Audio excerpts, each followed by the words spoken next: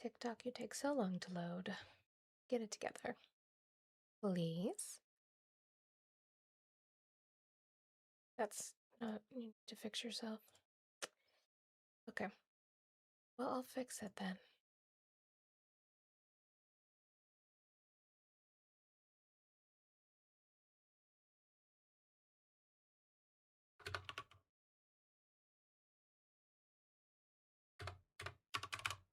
Didn't do anything to you. Just cooperate, please. Okay.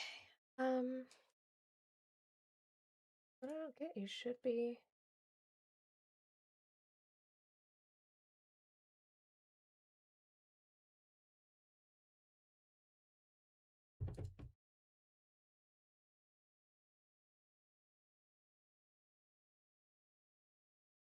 Should be working.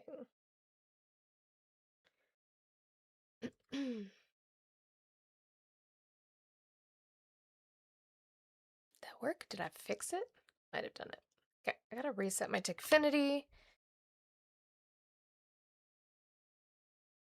There. Hello. You just found me? Well, welcome in. Okay, did I do it? Did I do it?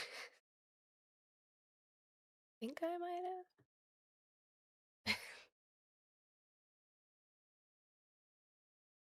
These should be.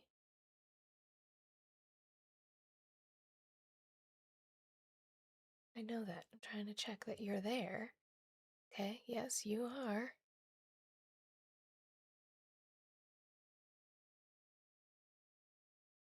Be working.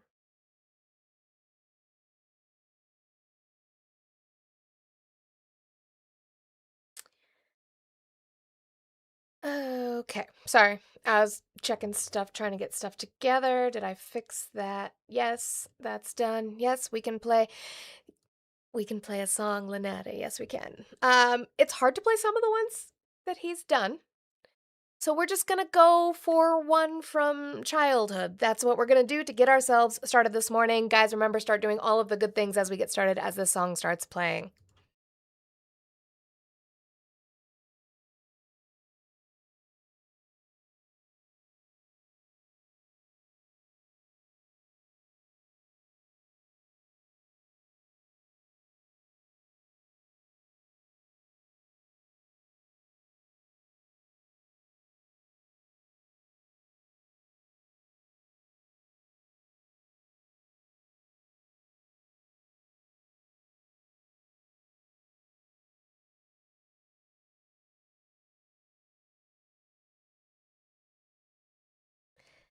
Yes, Soros.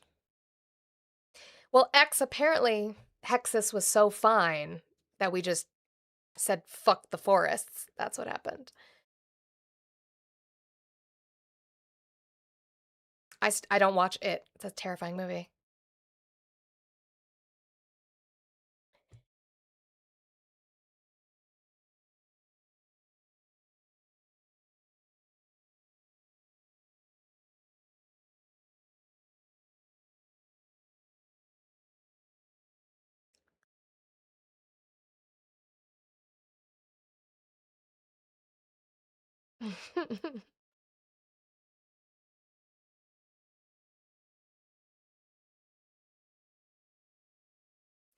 Ooh, you love my ah, ah, ah. That's why. That's why we didn't save the forest. They made him too sexy. That's what happened.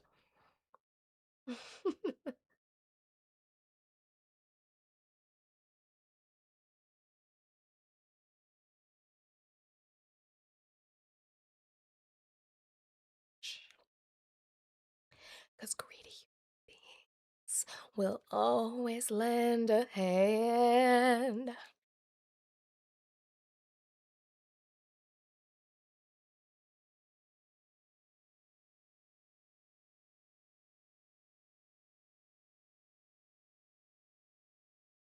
I'm getting old.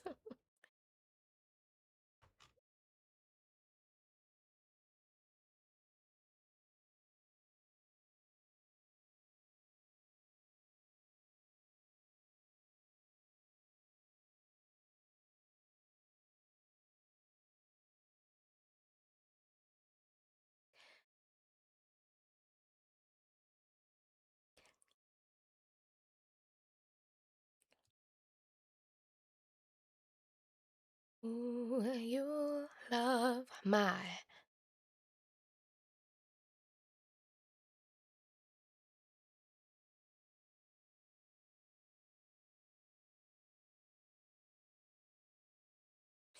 All right. That's just a little love song, one of many, to Tim Curry, but we will get our day started. Good morning, regardless of what woke time zone you're in. I appreciate you guys being here. If you're watching over here on TikTok, I see that we've already gotten started. Let's make sure that we are tapping that screen, please. Trying to fill that little like bar. Let's try to hit 100,000 likes within this first hour. I know that you guys can do it. I totally missed if we hit 200,000 before we ended yesterday, but I'm just gonna say you did and be nice, maybe. So let's try to hit that again today. Let's make sure that we are tapping that screen up. Repost the live now. Hit the little arrow in the corner. Do repost. Hit it again. Click add to your story. Hit it again. Share it to 5 of your friends. Let's get the live out there and boosted on this Thursday so that we can work on the engagement and those numbers. I would appreciate it. All right, we have the roses goal up. So if we could start working on the roses goal, that would be amazing. Start sending those out, and do not forget do not forgift the gift gallery. We only have 3 gifts left in the gift gallery. Yes, they are the big ones. We have the whale diving, the meteor shower, and the flying jets. But if you have the extra TikTok coinage with which to do so, if you could light that up, I would appreciate it. We have today and tomorrow to try to clear out the gift gallery, just to try to keep us in, at least in the ranking we're in. That would be wonderful, fantastic, and amazing. So I would appreciate it. Thank you so much. Also, do your daily heart me if you have not done so. There should be a little heart next to my name up there at the top. If there's not, that means you are not following me. You should be following me. And if it's grayed out, I'm very disappointed in you. Why is the heart grayed out? I should start calling you guys out because I can see when your heart is grayed out, and I've been really nice about it. So do that. It gives you access to stickers in the chat. Lots of fun ones you can use of my face. If you're watching over on YouTube, hit that thumbs up button for me. I would appreciate it so very much. Again, helps boost us and push us out onto that algorithm over there on YouTube Shorts. I have a call number up, which I will open the call line in just a minute after I get through my spiel. I do go into this looking to have conversations with Trump supporters, but to be honest, I'm to this point where if you are still supporting Trump at this point, I don't know what reality you live in. But if you do want to have a conversation about it, we totally can. If you make a claim, though, I'm going to ask you to source it. Don't sit there and say, ugh. Don't say it's common sense. Don't say, don't you think? Don't say, stop asking for proof. Don't do that. Just find the source that you have for why you believe the things you believe. Otherwise, you're just ignorant. Cool, great. Maybe you'll teach me something, but I doubt it. Also, over there on YouTube, you can subscribe. You can become a member. You can send Jules. It's going to be late. Why? Go. Do the thing. Why didn't you do the thing? Really? Okay. Wow! Here. I'm going to do it the old-fashioned way. Thank you, Sparky, for giving me crabs this morning. I appreciate it. And you can send Jules and you can send super chats over there on YouTube. If you have a message you would really, really like me to read and the chat's going by too fast, or you just really want me to read it, sending a super chat ensures that it gets read. As long as it doesn't have slurs in it, that's fine. Hello and good morning over there on Twitch. Hello. If you are watching me and not following, it would be great if you could follow me. If you are able to do so, please subscribe. If you pay for Prime, Jeff Bezos gives you 1 free Prime sub a month. Why not use it for me? Gives you access to emotes in the chat. I wish I had more room, but I don't get that until we keep boosting. The best way of engagement, however, over there on Twitch is going to be to continue going off in the chat. And don't forget, you can send bits over there as well if you have the means with which to do so. Let me actually, I wanted to pop that out. I like that popped out, or else I can't put you on the screen like that. Okay. And I have my 150 goal that I have every single day, guys. This is my job. This is what I do for a living. This is how I pay the bills. Thank you guys so much for your guys' support last night. In Audrey's live, thank you guys for your support every single day, and we do it again. We pay for women's labor on this platform, so let's start crowdfunding to do so. You can do a $1 train. You can do a $2 train. You can do a $5 train. Oh my God, look at the sea. Why is he French? Thank you, Sparky. Dollar Train, $2 Train, $5 Train to the Cash App, Venmo, PayPal, all in the link tree in my bio. If you're on YouTube, my name is listed right here, but I also still have the link tree. And if you're on Twitch, it is listed over there. That's a big foca. Foca means seal in Portuguese. Okay. Let's get ourselves started with my torture this morning. I'm sorry. I forgot that Scuba Steve loves me so much. Scuba Steve, I see you. How dare you have the audacity to say hola in the Twitch chat like you're not torturing me. Okay, cool. Thanks. Love that for me. I figured out I can try maybe doing addition would be better, right? Maybe that would be better. There's so many. I need to, yeah, that was 20. That wasn't right, but that's fine because I can just do this. Shh, we're getting started. Just do all the good things.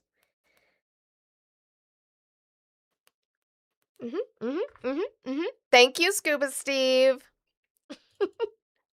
Brings us down to 1445 to get us started today. I appreciate it so much. Okay, let's turn the phone lines on. Let's get going with some... I got some whatever bullshit to get through, and then we'll get to actual stuff going on, but I can always just do the math. Listen, they enjoy torturing me, though. Like, they just enjoy watching me squirm. So... That wouldn't work too well. First, I want to show you a couple ridiculous videos. Let's get us started off on the right foot here. I don't have the other picture. I don't know why I can't find it. Let me see if I can search it real quick. Because it was pretty funny. Nick Shirley, it was back in California, and he decided he was going to hold a anti-Newsom rally. I guess he decided that he is also the new Charlie Kirk. That's not gonna be good for him, but maybe he'll lean left this time in his elections. TikTok, duh. But this is a wide frame of his anti-Newsom rally that he had. Looks like it went really well. So big. We're proud of you, sweetheart. We're so proud of you. The other picture I had was the angle where you would be in the grass over here facing the Capitol building. Just nothing. Just nothing. He knows he's falling apart. And when your videos start going from 45 minutes to 20 minutes, you know you've really lost it. If you're literally talking about socialism and your video is 20 minutes long in New York, you've lost it. In a little bit of an update on the reflecting pool, we have images of them power washing the sealant.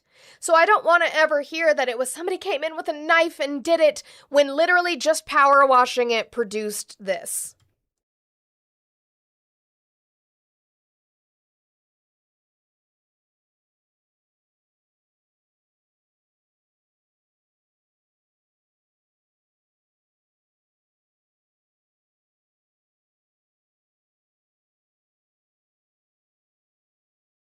Just coming up in chunks. Coming up in chunks. Well, welcome in, White Lion. We always love having people who've just found me. That's great. I hope you find community here. That's what we're trying to build. So, arrest them. Robbie. Yeah, arrest them. Why are they're vandalizing the pool. He just damaged it. We just watched it happen in real time. Janine Pirro, you can save face right now and arrest the vandals. Thank you so much, Peter, for the crabs. What? I don't want to hear anything. I don't want to hear anything because we knew it was a shitty, a job that was done in a shitty manner, and the Department of the Interior admitted to that, and that's where we're at. So there's that. All right. So now we get to like more regular-ish real news and not silly stuff. Yesterday, I reported on the fact, once again, that the SCOTUS had removed the temporary injunction placed on the California lawsuit, which included 23 states and Washington, D.C., in regards to the USPS rule. The injunction, as I said, the injunction was removed because the rule had not been finalized, nor had a plan for it been implemented.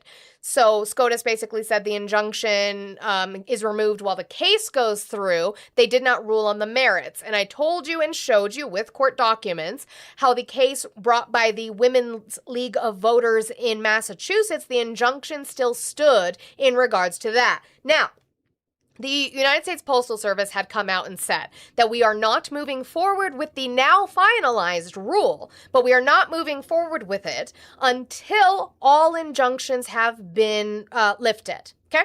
So Judge Talwani came out yesterday. So I have the actual document for you, okay? It's about 9 pages. You can read the entire thing, but we are going to go to the order that everybody's talking about, which is the conclusion. In sum, I can't read it when it's like that. Okay. In sum, the court finds that, in light of the Supreme Court's decision in Trump v. California, that was the SCOTUS one, plaintiff organizations are not likely to prevail as to ripeness without amending their complaint to reflect the fact that a final rule has now been issued. Because both of these cases were filed before the final rule was set in place. It was just kind of an idea in the ether of what the USPS was directed to do, but they had not done it yet. Accordingly, the court grants defendants' motion to reconsider and vacates its August 11th, 2026 preliminary injunction. So Talwani also lifted the injunction on the Women's League of Voters Massachusetts versus Trump case. Now, everybody take a breath, because I always have to explain these things to you. Not all of you. There's some, just more MAGA. But let's just take a deep breath together. In through the nose, out through the mouth. What did I tell you yesterday about the SCOTUS injunction? I told you that it was removed because the rule was not finalized and not implemented, so they were going to file new lawsuits immediately. And as with this case, she removed it and literally put in there the instructions about the fact that the case needed to be amended. Thank you, Janine. I think I just did. So guess what happened yesterday? Let me get that button, it gets a little sticky. No, actually, first I'm going to play this. So this is New York Attorney General Letitia James, talking about it. Listen, Sparky. Damn you.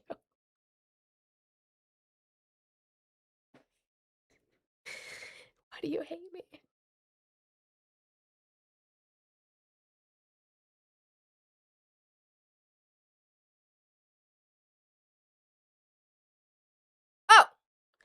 Oh, they filed new cases. Oh, wait, here, I'll show you. And then we'll get to the rest of Letitia James's interview. But here, let me show you. This is the state of California, Commonwealth of Massachusetts, state of Nevada. So these are all those states, okay? This is the California case, which is the 23 states and the District of Washington, D.C. District of the district, I just repeated myself. Filing a new lawsuit. Oh, you guys can't hear it. It's fine. I'll repeat it when I play it again. No worries. Versus the United States Postal Service. Anybody want to guess which judge it got assigned to? Anybody want to guess? Just guess. I'm sorry, Twitch and YouTube. I will replay the entire clip. I'm sorry. They filed a new lawsuit. Which judge was it assigned to? Does anybody know? It was Judge Talwani. It has been given to Judge Talwani, the one who had the case. It's the same one. So, complaint for declaratory and injunctive relief with the publication of a new regulation crafted. So this is their filing, 53 pages. So we don't have an injunction yet, right? I want to be clear. There's my Attorney General. We do not have an injunction yet. That's what I will replay the video saying that they hope to see relief in next week. We believe in you, money, leave me alone. But this is their request asking for that injunctive relief. So what I said was going to happen is what's going to happen. Please stop panicking when we read headlines. Don't be headline hoochies. Find the case if you can. File. The best way to do that is going to like follow Kyle Cheney on Twitter. He tends to give that. And so then if you find the page, what he'll do a lot of the times is he'll just post a picture of the page like this, okay? But at the top, you'll see this. That's your case number. You can look it up. It'll usually bring you up to Court Listener, or there's like storage cloud, and you'll be able to get access to the actual court documents if you want to read them. So don't be a headline hoochie and freak out. You let me believe the things I want to believe, because this case is still pending and going forth. So let's listen to, now YouTube and Twitch can listen as well. I'm sorry, to the entirety of the video in regards to asking New York Attorney General Letitia James, who is on this lawsuit, about the awaiting relief, and in the meantime, what kind of happens, and the fact that the states really aren't worried, because guess what? The Trump administration has no time. On that first matter, what does this mean? It comes right after you and a group of attorneys general filed a new lawsuit to block the Postal Service rule from taking effect. It's not clear you'll get any relief until as early as next week. So what happens between now and then? So I and my Democratic attorneys general will continue to challenge this rule, because this rule will create nothing but chaos and confusion. In the state of North Carolina, in less than 11 days, they will mail out a ballot to individuals who are in armed forces, as well as to citizens in these United States. And it's critically important that individuals understand that the only reason why this rule was created is because individuals, particularly those in the White House, believe that they cannot run on their record, and therefore they have to steal this election. This is nothing more than an attempt to suppress the right to vote, and I and my Democratic colleagues will fight this all the way to the United States Supreme Court. Let's be clear. The United States Postal Service and the President of these United States does not have jurisdiction over the elections. It's states. And it's in the Constitution. And that's why it's critically important that individuals understand that states have the power and the duty and the responsibility to administer elections, not the president, and definitely not the postal system. On that first. So that is just a fact. Now, we've already talked about this. The USPS, it was 3 like separate rules that they were trying to do, which is creating a voter list, which the states don't have to use. The issue is the idea that the USPS would not send out the envelopes that are desperately needed by the states. The states already have them at this point for this election. So again, they just have no time. And as per the Constitution, yeah, this is all unconstitutional anyway, because per the Constitution, states run their elections. That is how that works. The states are allowed to run their elections individually. This is, as Letitia James points out, a desperate attempt by a very desperate party. It's not just Trump. This is the Republican Party is very, very desperate and understands what is coming in the midterms. So I'm going to show you a local article because I think that's the best way to show it. But I am seeing this from all over the place. And that is that they're not worried. So this is local to me from Colorado. Mail ballots will go out as normal despite Supreme Court ruling, Colorado election officials say. Colorado election officials expect the November election to proceed without interruption, despite attempts from the Trump administration to change how states use mail ballots. The U.S. Supreme Court on Monday allowed to move forward an executive order. That's not even true. From President Donald Trump that would upend mail voting. See, even them. This is why you don't headline hoochie. And even in the article, that's not what the Supreme Court did. The Supreme Court did not allow it.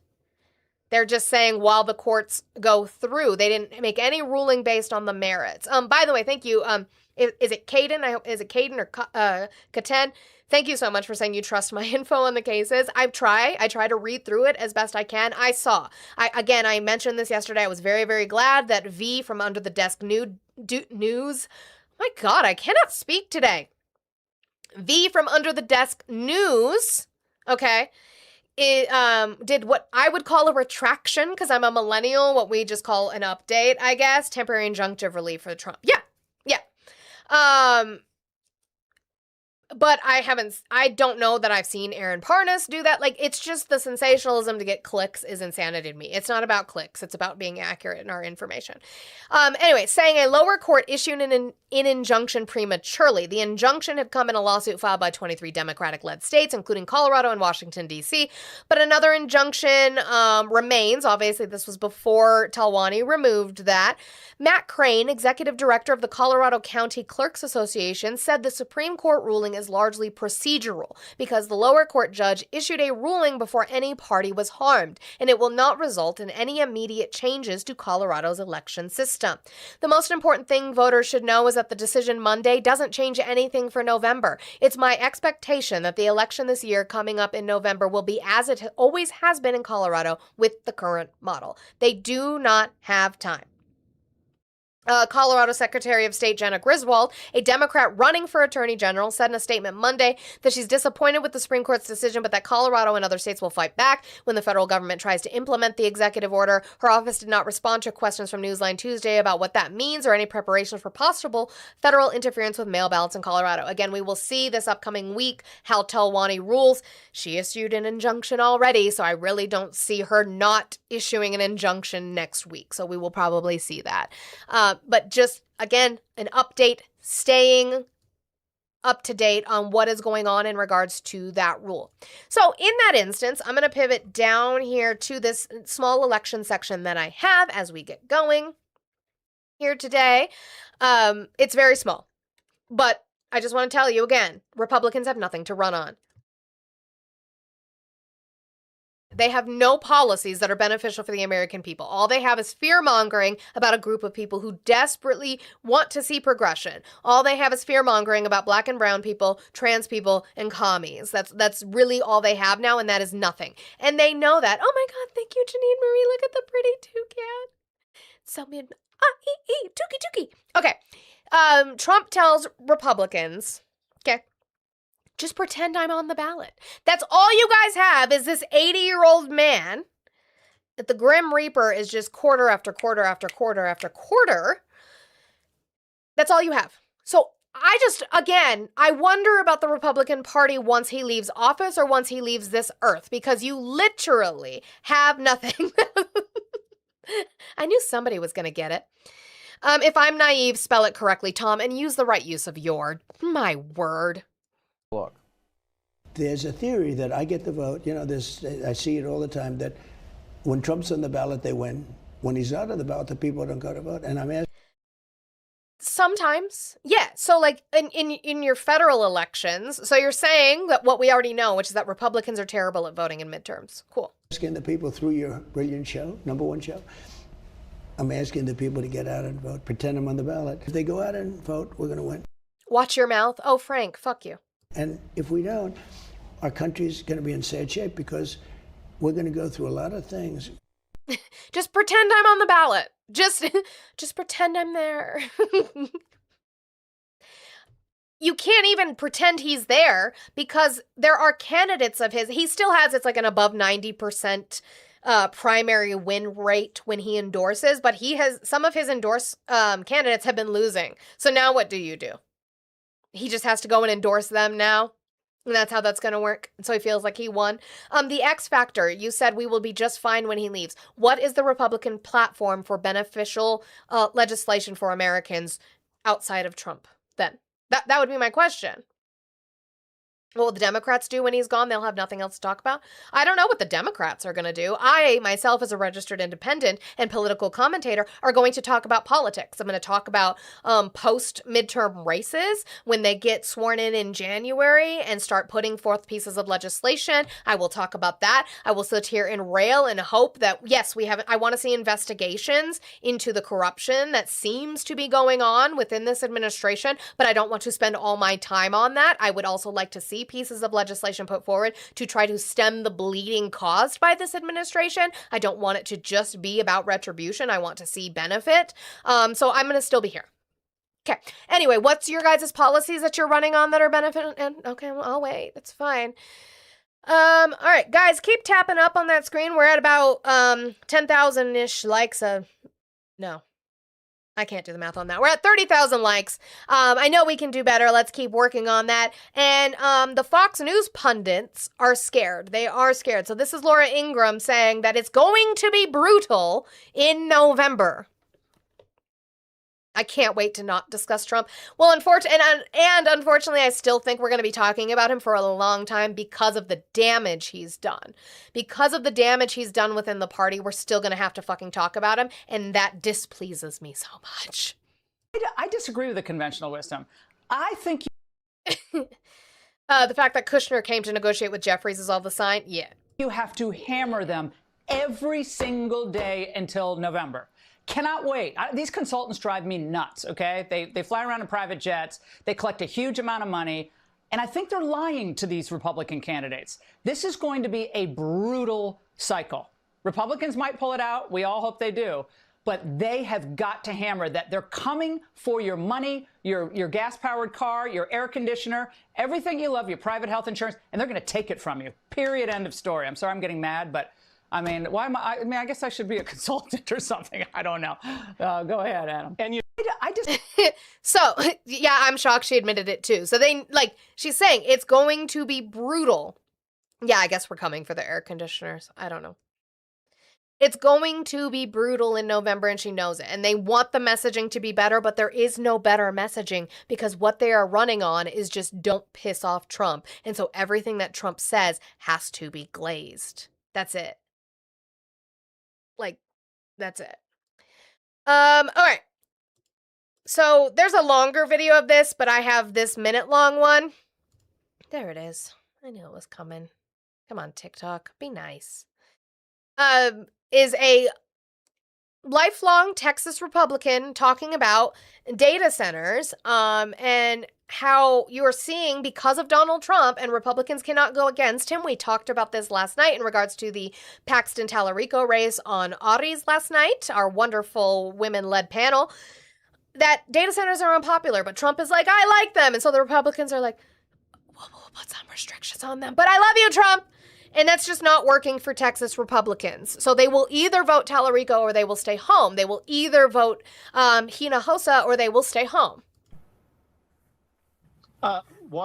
Laura, first of all, thank you.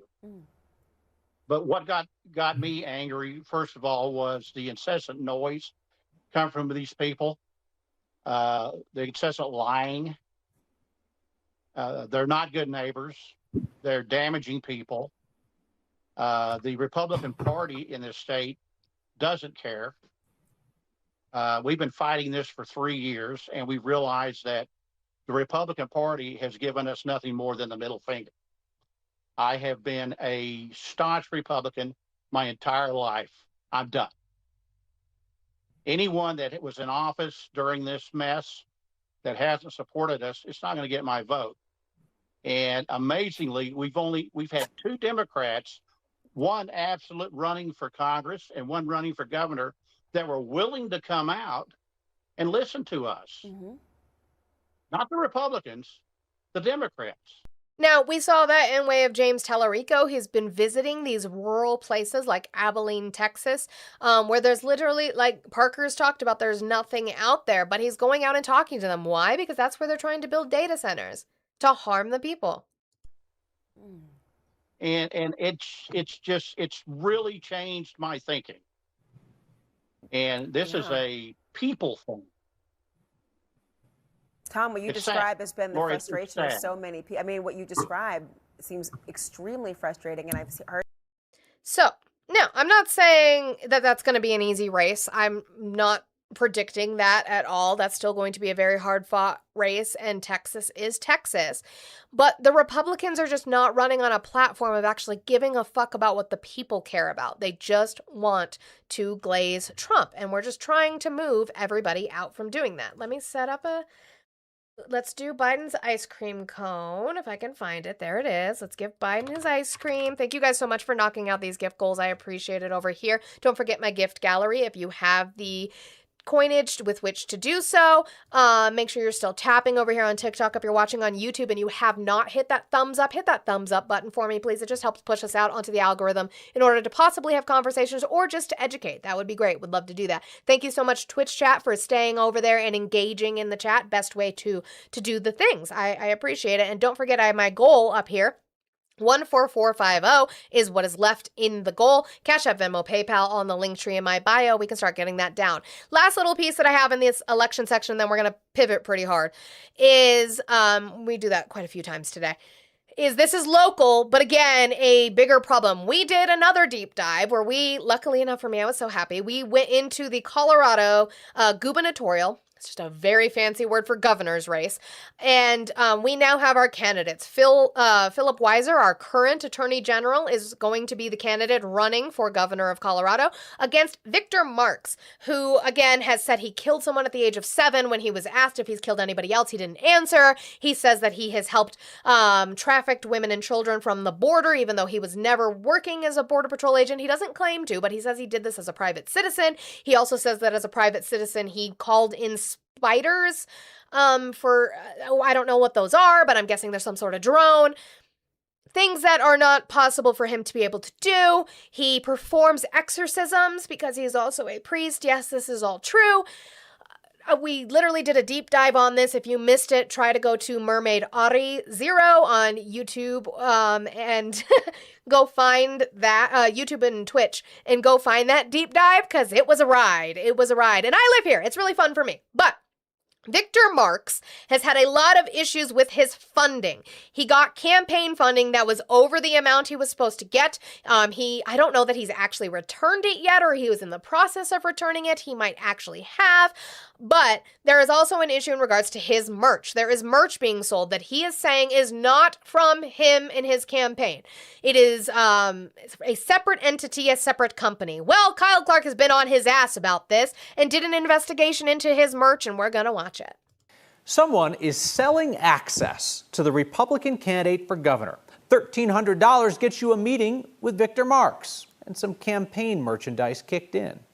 We've been following the money to an out-of-state company that hides who owns it, a company that we've now learned is owned by Victor Marx. His campaign says the purchases support the campaign's efforts. They have not yet answered our questions about whether Victor Marx himself is pocketing his supporters' money. Hundreds of thousands of people around the nation saying, I'm going to send a donation. I'm going to support the campaign. Every candidate asks for money. Republican gubernatorial candidate Victor Marx is just very particular about where it goes. Another way people can support us is go to victor2026merch.com.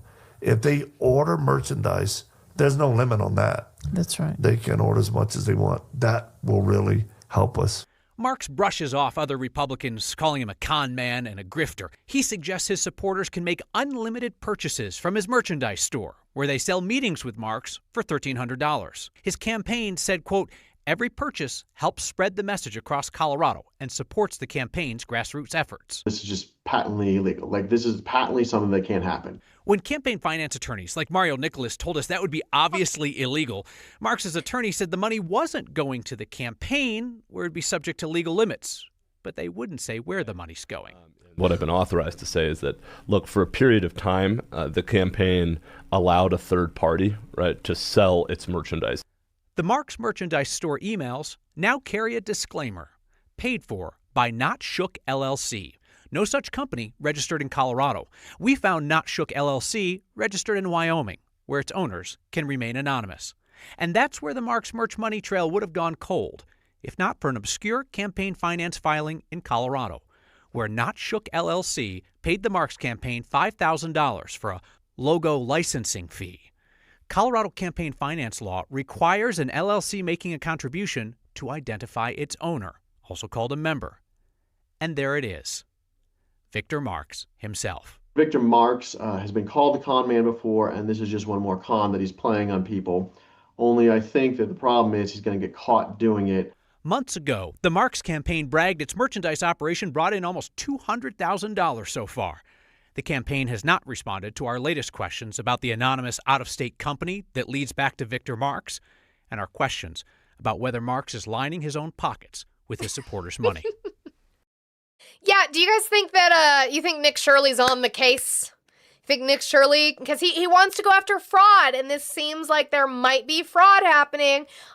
Maybe you guys in your right-wing spaces can call for Nick Shirley to investigate Victor Marx. Maybe. I'm with that. I'll meet with Nick Shirley. God, I would love to meet with Nick Shirley. I will meet with him in Denver.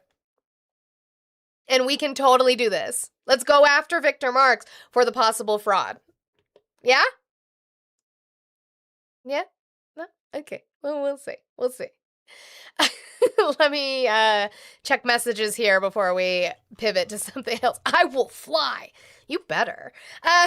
Thank you, Jean, for the 667. Was that a George of the Jungle shout out? Tookie Tookie Bird. Yes, it was. One of my favorite movies growing up. I've played the song on here a couple times, actually. Yes, that was a Tookie Tookie reference for those who got it. Thank you so much. Brings us down to 137.83. I can math. Sometimes. Yes. That's part of my, I call it scripting. I script movie quotes if I hear them in my head. All right, I'm going to leave that, but I'm going to show this. It has since been deleted, which we all knew it was going to be. Has anybody seen? Is that like Brinka Brinka? No, it's a toucan. It's a toucan. Did anybody see the Department of Education's post yesterday before they took it down?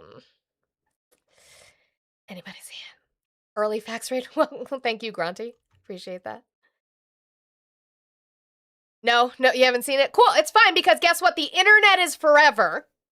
I literally went and looked. So I want to be clear, when I saw it on Twitter being reposted, I was like, let me look it up myself. So I searched Department of Education on Twitter, found the post, found it with the community note. I went to get it today for my outline, and it has since been deleted. So it is the U.S. Department of Education posted this video clip from a movie. I don't think I've seen this movie. It's about World War II. And I just want... Okay, I'm bringing it up here. You can't see it. Hold on. You can't see it that well. The caption for the video that the Department of Education put said, "No one does it like us. Tiger." And they are referencing Donald Trump as the tiger. The problem with that is, which is why they got community noted, is Winston Churchill is referencing the tiger in this movie. Who was the tiger? Anybody guess? Anybody guess while we're sitting here? You cannot reason with a tiger when your head is in its mouth.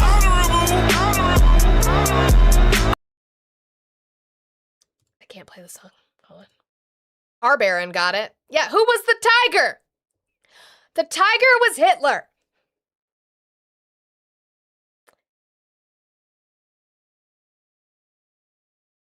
The Department of Education posted that. You cannot reason with a tiger when your head is in its mouth.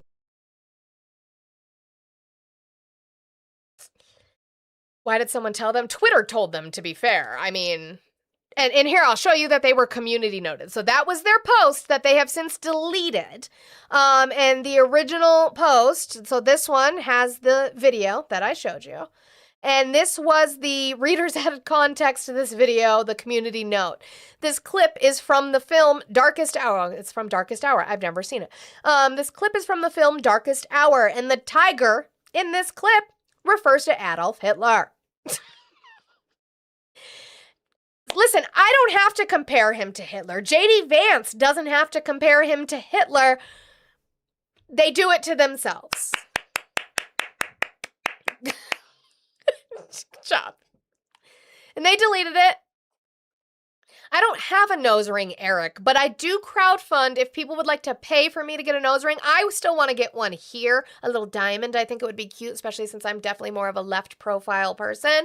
But I know Kayla really wants me to get a septum. So there's that. Yeah, holy moly. That was fun. That was fun. Love that for us.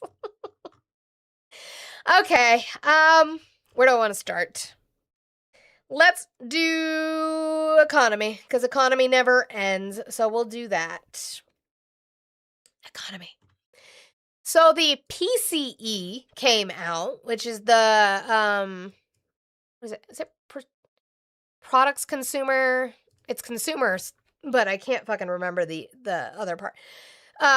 Where's the beef? This is 2 Fox News clips in regards to the PCE. It's not good. It's not good. Sarosa, avert your eyes. And we can kind of talk about this, and I want to... Okay.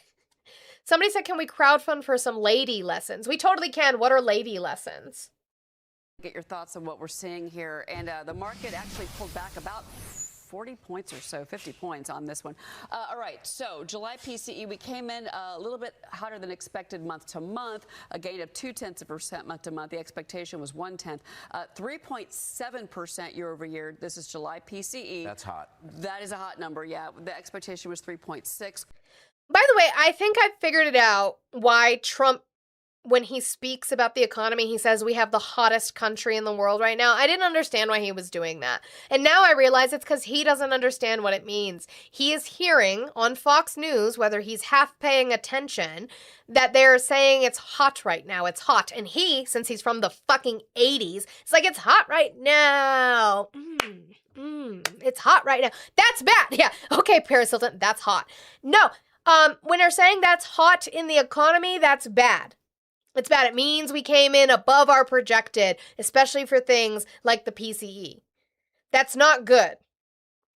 So when you hear Donald Trump say we have the hottest country in the world, he is telling you that his policies are desperately failing. Core came in line at 0.2% up, and then core year over year came in line with expectations 3.3. But we have seen a reversal in futures. Still 1,000 times better than Biden.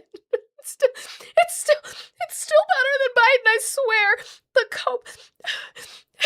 It's still better. I have to tell myself it's still better. I have to tell myself it's still better. Because of this data. GDP for the second quarter is still 1.5%. This is, of course, the second reading of that number. And then durable goods, actually month to month, that came in for July, up 1.1%. The expectation was 0.5%. That's actually pretty good. That's good. Transports coming in 0.4%. Core cap 0.2%. Adam, your take on what the market is doing right now, because it is definitely reacting to this data. Yeah, it's reacting. I mean, Dow futures were up, call it 129. Now they're only up 29. But, you know, these are momentary reactions that you see. So, okay, cool. Big KZ, can you please tell me how Trump is better than Biden with a policy that is beneficial for the American people? That's literally what I want to have conversations about. Tell me how Trump is better with a policy and how it's effectuating progressive, better things for the American people. I think largely driven by the algos. Yes, I literally, I am showing cleavage. CPC, you can look at my video from yesterday where I literally didn't show any. I had a tank top that was up to here. It's Thirsty Thursday. I'm so sorry that boobs offend you. Do you guys want me to put them away? Because I can. If it just offends your sensibilities, we can absolutely do that. Speaking of, thank you, Jean, once again for the $2.95 for the lady lessons. So I need my lady lessons. Thanks. Me look. Just as we are going through the numbers right now, that's happening. We just lost 100 points on the Dow. Yeah, which is a whoop-de-doo. I mean, 100 points on the Dow. It's 7 basis points. Okay. Just pointing out the facts. Yeah. Just doing the job. That is algorithms just moving markets around pre-open because they can. So, no, not good. And then we have another Fox News clip of them saying, PCE, not good. So we'll play that as we continue on with, I'll show you a video of Republicans living the same lies that you guys are stuck in. He doesn't like boobs? I guess not. I think he's saying I'm grifting with my boobies, but the thing is I didn't have my boobies out yesterday and I still made my goal, so... Did just get that latest read on inflation, the PCE for July, and the headline number coming in slightly higher than expected with core PCE inflation in line. But as you can see, up 3.7% year over year. We were expecting 3.6. Let's take a look at the markets and how they've reacted. And as Cheryl just noted, the Dow in the pre-market was up 100 points, is now down 13. S&P and NASDAQ also pointing lower. Indeed, Now they rallied a little bit today because of Nvidia earnings, but it's what's happening is that these tech companies, which is I've said this, these tech companies and their inflated earnings, even though they're bleeding money, are covering up for, similar to what the real estate market did in 2008. It is covering up for the bad that is happening, and we are starting to see that bad. It slips out every now and again. The earnings come back in, and everybody's like, we're fine. We're definitely not fine. So Representative Pete Sessions went on with John Berman to talk about the economy. And once again, they live in a delusional land where Joe Biden is the enemy of all. And even though they are the ones in charge now, Republicans are in charge, they can't get anything done. And of course, that's also Joe Biden's fault. And they're going to lie to you about what happened under Joe Biden. John, the president was in reference. Well, it's not their inflated earnings while they're bleeding money. What I mean in that sense is that they are getting money based off of their evaluation of what their company is going to do, not necessarily what it's doing. To where it was when we took office. When he took office a year and a half ago, it is lower. Congressman, no, it's not. Inflation was lower when he took office than it is now. It just is. Prices are, inflation is higher now than when he first took office. It's gone up. It went up. It was lower. Why must you call? Thank you for calling the stream. Can I get your age, state, and who you voted for?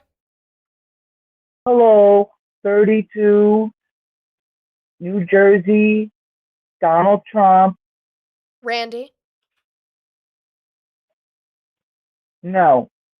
Oh, really? Because you Elijah? called? Oh, really? That's interesting because you Yes. called me yesterday and I don't have on my records of 32 from New Jersey. So, and this is the same number that called me yesterday at 10:59 a.m. So that's I interesting. think you're confused. Nope, it's the same number in my Google Voice list that called me yesterday at 10:59 a.m. No, and I I did don't have call a you, 32 but this from is New not Jersey on Randy. here. So that's interesting. Actually, no, I just want to say nice titty. Randy, leave me alone. Stop calling me. I have put out that my consent is withdrawn from speaking to you. I have put that out into the universe multiple times. I have told you directly multiple times to stop contacting me. I have no problem talking to MAGA. I do not talk to you anymore. Stop violating my consent.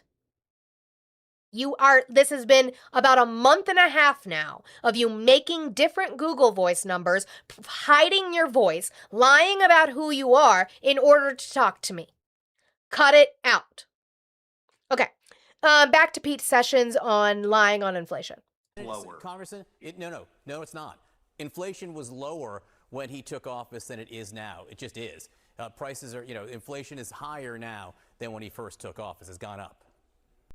So again, they're showing that's what it is, the PCE, the personal consumption expenditures, okay, and how they have gone up in July. We have seen them go up, and so year over year they've gone up to about 3.7. And he's going to have a hard time with the fact that he just lied about inflation being higher when Trump took office. It was lower. It was 3% when Trump took office. It's higher now. It was coming down. It was. So let's go right to your point. Has the president Thank you, Justin. done things economically that would lower the cost of doing business? And the answer was we were until the war started. Oh, well, inflation was doing fine until Donald Trump got us into war. Oh, okay. So it was lower when Trump took office than it is now, and it's Trump's fault starting a war, that now it's grown, right? Right, Pete Sessions? Thank you for the concession. And once the war started, as you know, the gasoline prices have increased, and the increase in gasoline prices have had a large effect off not only travel, but on doing business. And that would be correct. I will only note that the core PCE, which strips out food and energy, is also elevated at 3.3%. So prices are high even without the fuel prices high. Congressman, I want to... Well, it had gone down, Jen. So I'll show, because I bring my handy dandy inflation chart anytime we hear the word inflation. Josue, you said you don't think it was the war, gas prices, yeah, but you don't think overall inflation was because of the war? Is that what you're saying? So let's do our handy dandy inflation chart. We love our little inflation chart. Again, all of this comes from data from the BLS. You can go look every single individual source from the Bureau of Labor Statistics to find this. So it was starting to. So he took it at 3.0, right? He took it at 3.0. It started going down in 2025, and then we came back up in June and July. It was starting to come back up again. We have the missing number for October because the Republicans are big crybabies who are going to pretend like they don't have and refuse to have that information for October based off of the government shutdown that we had for a little bit of time, even though we've had government shutdowns in the past under Trump and been able to still get these numbers. They just decided they were going to be big babies and use it as an opportunity to go after Democrats. But we came back down to 2.7, 2.7. Then we were going down again to 2.4, 2.4. And then we jumped. And we jumped because in February of 2026, we started a war with Iran. And it has just slowly been, we spiked up in May. We've started to come down only because we were playing this cat and mouse game that Donald Trump understands of bombing the fuck out of them. The markets react and freak out. And so he says we are in talks, right? We did that roller coaster for a long time. We seem to have kind of paused that roller coaster, but we did that roller coaster for a long time of bombing them over the weekend, coming back on Monday and saying we are in talks with Iran so that everything would calm back down. It was a giant piece of market manipulation in order to make money for his rich buddies. But inflation has wavered and it has come down. I don't know if we can attribute that to anything Trump did, but it going up, yeah, sure. Not the war necessarily. If we've been told what actually affects inflation, multiple things. Well, what is inflation? Let's start out with what is inflation. First off, do we know? Does MAGA know? Josue, do you know? Interest rates affect inflation? Sure. But what is inflation, first off? Okay, let me get rid of that. Continuing on. I do want to call out people on the left, content creators on the left. I love you all, but let's make sure that we are, I know. Okay, what is it? What is inflation? We need to make sure that when we were posting things that it was not you, Audie. We need to make sure that when we are posting things that we are doing it with the context of the date. Yes, I understand, and it leads to a bigger problem. But good morning, Kelly. I understand that we have talked about Donald Trump wanting to bring in more Argentinian beef for a cheaper price in regards to the beef prices being fucking high as fuck. Now, some of this is just we've had low cattle herds for years, and then when he had the screw worm on top of that, I just wanted to put it out there. But this is from August 11th. So this was before they announced that they were going to be bringing in more beef. We were already importing Argentinian beef. That's why he lowered the tariffs on that specifically to be able to do it. And, but this was before that. It just gives a view into possibilities of stuff happening if we're planning on importing more Argentinian beef that's not going through inspection. Nearly 30,000 pounds of Argentine beef sold in Texas, Florida, recalled by Miami area company. Shoppers in Texas and Florida are being asked to check their freezers for beef imported from Argentina that is now being recalled by federal officials. Josue, you said when money loses value, it loses... Hold on, the chat's moving by too fast. It loses value because we have to print new money to put in circulation every year. The money we print for the fiscal cycle gets added into circulation every year it adds to. So that's one factor of inflation. That's one factor of inflation. Josue, I asked you, what is inflation? What is it? That's one factor of it. Yeah, I would totally agree. Printing money is inflationary. So the USDA's Food Safety and Inspection Service announced Friday that Corte Argentino, a company based in Aventura, Florida, recalled nearly 30,000 pounds of raw beef products produced in May that have use or freeze-by dates between September 15, 2026 and September 20th, 2026. The FSIS said the products were imported without the benefit of import reinspection into the United States. So, we didn't inspect them. This is what happens when you fucking deregulate, when you fucking cut funding, which we're going to talk about now. Again, I'll show you a video because Donald Trump, I don't think, has any fucking clue on anybody who runs anything. Thank you so much, Harry, for the hiding jewels. Appreciate it. The service said the issue was discovered during routine inspection activities. 5 products, all of which are boneless beef products in cardboard boxes of various weights and carry the Frigorifico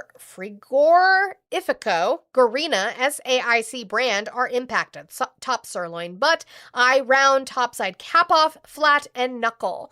The FSIS said the products subject to the recall bear Argentine establishment number ESTN OF 2025 and shipping mark 26644-AA. While it's not known which stores may have sold the beef, the service said the products were distributed to distributors and retailers in both states. While no illnesses or injuries have been reported as a result of eating the beef, the FSIS urges anyone with concerns to contact a healthcare provider. The service also said anyone who still has the beef should either throw it away or return it to the place of purchase. So, is that over here? Because I can't see them now.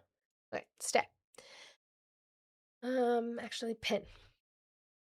So I just want to make sure we're in context of that and what's going on. That just doesn't give me good feelings for importing more Argentinian beef. It just really, really, really doesn't. The price of... Hold on, what'd you say? I'm waiting for that answer. The price... Also, the value goes down. Oh my god, this chat is moving too fast for me, and I just want... Also, the value of the dollar goes down depending on... Why does it keep doing that? The price of ad per... Did you give me an answer to what inflation is, or are you still just musing about what adds to inflation? Can you just... Yeah, also war adds to inflation. So there's also that. So, cool. But Brooke Rollins is the secretary of the USDA, okay? And she had a lengthy conversation about cattle farmers being very, very upset about this importation of Argentine beef and about the talks about it. I'm going to tell you right now, it's not good for the fact that the secretary of the USDA doesn't know what's going on with the talks. We talked about beef a bit earlier. I went and I looked. I haven't been able to find an ag group or a Republican lawmaker who is supporting the president's announcement about importing beef to lower prices. Why do this in the face of very widespread criticism? I think, and in my conversations with the president, first, it's important to say I don't know that there's been a president more pro-farmer and pro-rancher, certainly in our lifetimes, than President Trump. When you look at everything, whether it was $250 million investment in the One Big Beautiful Bill coming from the White House, opening up 5 million acres of grazing land, the most pro-biofuel president on record, opening up the domestic markets, the 20 new trade deals around the world, cutting the agricultural trade deficit from $50 billion under Joe Biden to half of that in just over a year, and putting agriculture, the president has put ag at the top of every single trade negotiation alongside Secretaries Bessent, Lutnick, and Ambassador Greer. So I think it's important. No, they haven't. Is that the one? Did she? I might have missed it because I was reading something. Is that the one where she says that they lowered labor? Because that was a weird sentence. I don't think it's this one. But I think, and in my conversations with the president, first, it's important to say I don't know that there's been a president more pro-farmer and pro-rancher, certainly in our lifetimes, than President Trump. When you look at Inflation is when your money has less value. Partially. What else? What else is inflation? everything, whether it was Like, what is it? What does it do? Oops. I clicked the wrong thing again, didn't I? I clicked the wrong thing and I took us back. I took us back. Hold on. Okay, sorry. Fucked it up. I had to fix it. farmer and pro-rancher, certainly in our lifetimes, than President Trump. When you look at everything, whether it was $250 million investment in the One Big Beautiful Bill coming from the White House. Thank you. Sorry, Enzo, I did not see your post, but for the third time, inflation is the measure of a fixed market basket of goods measured over time. Yeah, it's the rate with which goods increase. Opening up 5 million acres of grazing land, the most pro-biofuel president on record, opening up the domestic markets, the 20 new trade deals around the world. Which ones? Cutting Where? the agricultural trade deficit Where? from $50 billion under Joe Biden to half of that in just over a year, and putting agriculture, the president has put ag at the top of Not every sure, single Lynette, trade let's look. negotiation alongside Secretaries Bessent, Lutnick, and Ambassador Greer. So I think it's important to level set there. The president is the champion of all Americans, ranchers, farmers, of course, they are my world, and I'm very focused on that. But the conversations I've had with him is that, you know, we inherited an impossible situation.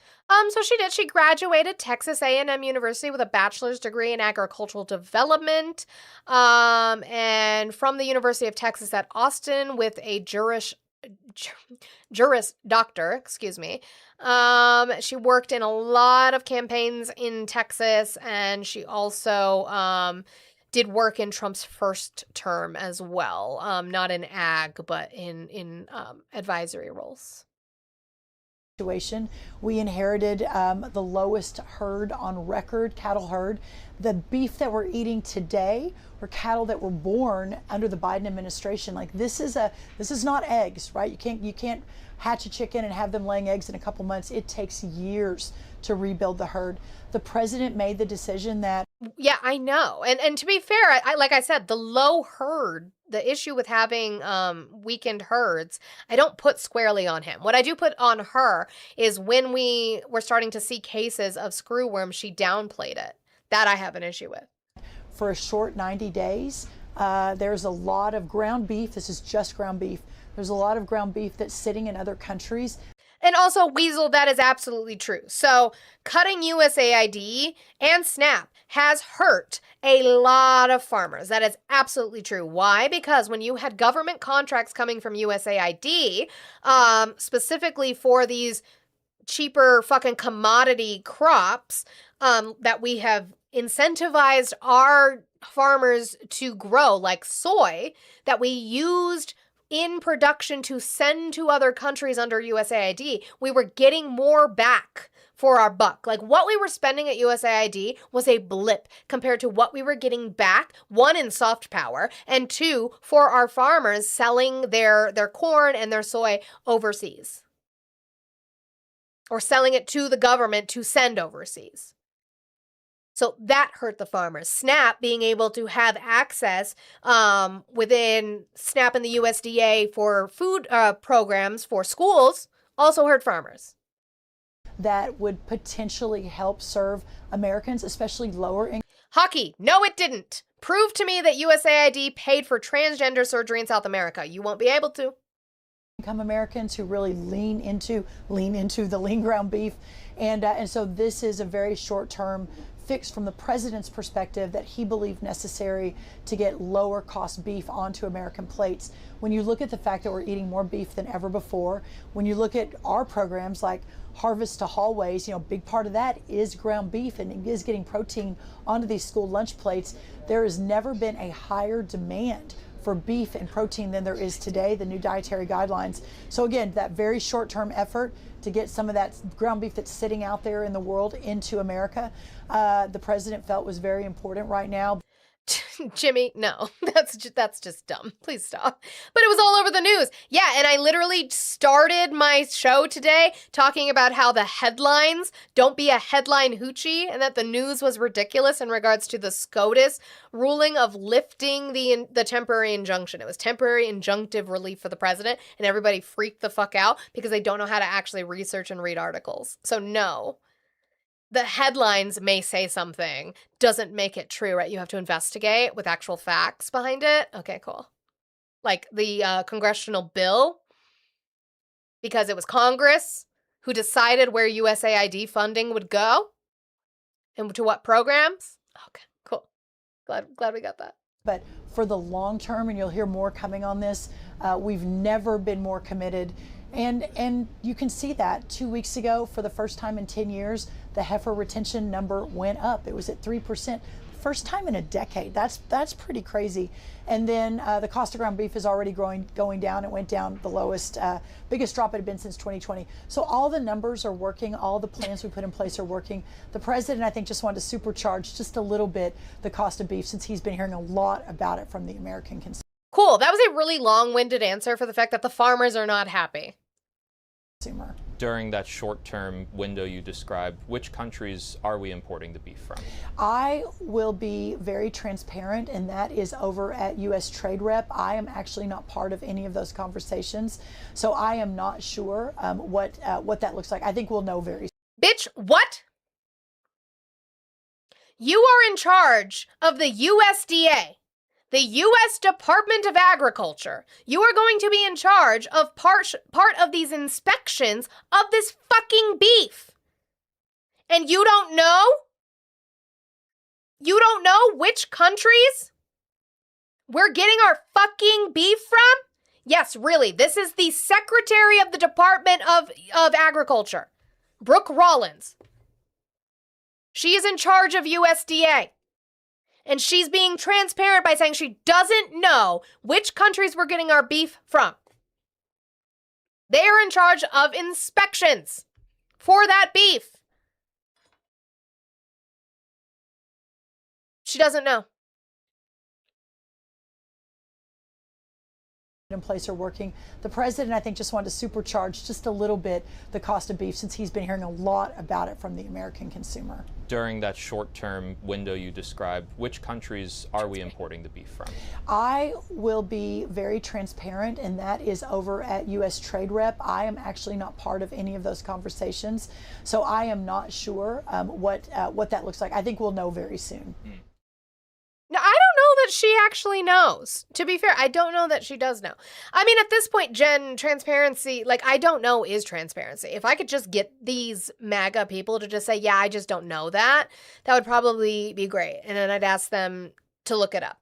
As we're sitting here, thank you so much, Oh Me Oh My. Huge W's to Oh Me Oh My for the 3488. You said Tropical Storm Dolly just formed. Yes, my husband told me about that yesterday. I think it would be the next, is it tropical storm name? I thought it was the next hurricane name. Like, once it's officially classified as a hurricane, it will be Dolly, I think is next. But don't quote me on that. My husband was the one freaking out about it. So, but W's to you. Thank you so much. Brings us, guys, down to 100. It is a little bit after 10 o'clock, so we have a little less than 2 hours left of the show. It's messing with my power at work already. Jeez. A little less than 2 hours left of the show. Let's make sure we're doing all the good things. We have not finished Joe Biden's ice cream cone goal over here on TikTok, and that's very sad. Can we please give the old man his ice cream? Let's work on getting that done. Guys, don't forget my gift gallery is still not completed, so if you click on my profile picture, click on the C3 gift gallery, and if you have the change to complete that, that would be awesome. And if you're watching on YouTube, hit that thumbs up button for me. I would appreciate it. Again, just helps push us out onto the algorithm, helps boost the video once it is saved. For rewatches, and I have 100 left in my goal. Let's start working on that, please. With the 2 hours we have left, let's try to hit that 50 before we hit 11 o'clock at least. $1 train, $2 train, $5 train to the Cash App, Venmo, PayPal, all in the link tree in my bio. You can't see it. It's got to be up there somewhere. It's just you should see gallery. You should be able to slide over. There's a heart. Should be able to slide over. Ice cream cones. I think. I don't know. I'm really bad at the gifts too. I just be like, trying to do things when I go into my friends. But As much as Brooke Rollins doesn't know anything, apparently Donald Trump still also doesn't, because it sounds like he's finding out for the first time which agencies are responsible for regulations. And that's fucking terrifying for everyone. Remember, this is the President of the United States. Break the back of those processing plants. There's people that want to build processing plants everywhere. The regulations are killing us, just killing us. So you're saying with less regulation, you think that the ranchers and farmers would do a very good job of processing the beef? Yes. Wow. Yes, I'm I gonna know. look at that today. I know. I've been hearing about this Okay. problem for 20 years. I've been hearing about this problem. Free your people. Let our people go. All Let your right. people go. You know what? This could be a very good call for ranchers and farmers. No, for the country. That would be good. No, I've been hearing That'd be good. only bad about it's 4 places and it's a monopoly. It is. And who's controlling This would break those, their back. Who's controlling those regulations? Department. He is asking Glenn Beck, a fucking podcaster. He is asking him who's in charge of those regulations in regards to the big 4 of meat processing. He's the President of the United States. It's making you hungry? Not for beef. Yeah, I played that yesterday. Why doesn't the President of the United States know which departments are in charge of regulations? Why doesn't he know this? And why doesn't that concern you? Why does that not concern you that he doesn't know? And who's controlling This would break those, their back. Who's controlling those regulations? Department of Agriculture Yes, an FDA. and the FDA. Or US, or is it USDA? I can't remember which one, but it's USDA. Glenn Beck doesn't even know, and you're trying to inform the president right now. It's the federal regulation. It's all the inspections. It's all the inspections. Mr. Wow. President, I got to get to one more question. I did. I said that it's going to be under the FDA does a lot of the stuff more so internally, but the USDA does a lot of our inspections. That was the issue that we had with the recall on the beef, is they were not being subjected to reinspection. But again, he's surprised. He hears it for the first time. USDA. I can't remember which one, but it's USDA. It's the federal regulation. It's all the inspections. It's all the inspections. Mr. Wow. President, I got to get to one more question. Canada. No, this is a very big thing you just told me, though, because you just gave me a very good idea. Okay, good, very good. Okay. I love the call. I love the That's the President of the United States. Wow. You just told me something. And that just gives me ideas for things. It does sound like Lenetti. You'll summon him. Don't do it. So going back to Fox, they're reporting on, and I just want to be clear that they're reporting on, it doesn't necessarily make it true, but they're reporting on the fact that JP Morgan has come out forecasting higher inflation and a possible food crisis if we continue on the way that we have been doing. Yeah, I know, too many inspections. We're the reason why we're recalling the beef is because we didn't inspect, but apparently there's just too many inspections in the process. Yeah, right, sure. Morgan is warning of a potential global food crisis.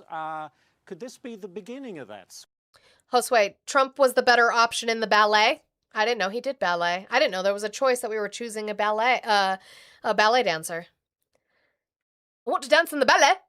God. Well, they say it is. I mean, they'll make the argument that we're already starting that. We've had some trouble this year with our crops. Mother Nature has not been complying as well. It's not a disaster by any means, but it's just not what we thought we were going to be getting. But the real key here, for the first time in a long time, Ashley, is the fact that we've got a problem with logistics. So weather has taken a back seat. Logistics around the world has slowed up. I mean, we've heard about the Straits of Hormuz, but we've got another issue in the Black Sea and the Sea of Azov with the Kerch Straits. We've got problems. Hotspot, don't come in here with your fucking conspiracy bullshit again. Don't fucking do it. Go away. Go away. Go read. There with wheat, and both of them have problems with fertilizer. And when we don't put down as much fertilizer, guess what happens to yields? So this is a cascading event. So this is a logistics issue. It's a weather issue, geopolitical issue, and they're all kind of stacking up, unfortunately, for the perfect storm. Mia, is that why he's so angry about the Kennedy Center? Yeah. Because he was not the best one at the ballet. I just want to dance in the ballet. Where JP Morgan sees food inflation at 5% next year. So that's not good. That could be a problem if we get any real big hiccups with Mother Nature. Right. So it could be a problem in way of our way to produce food.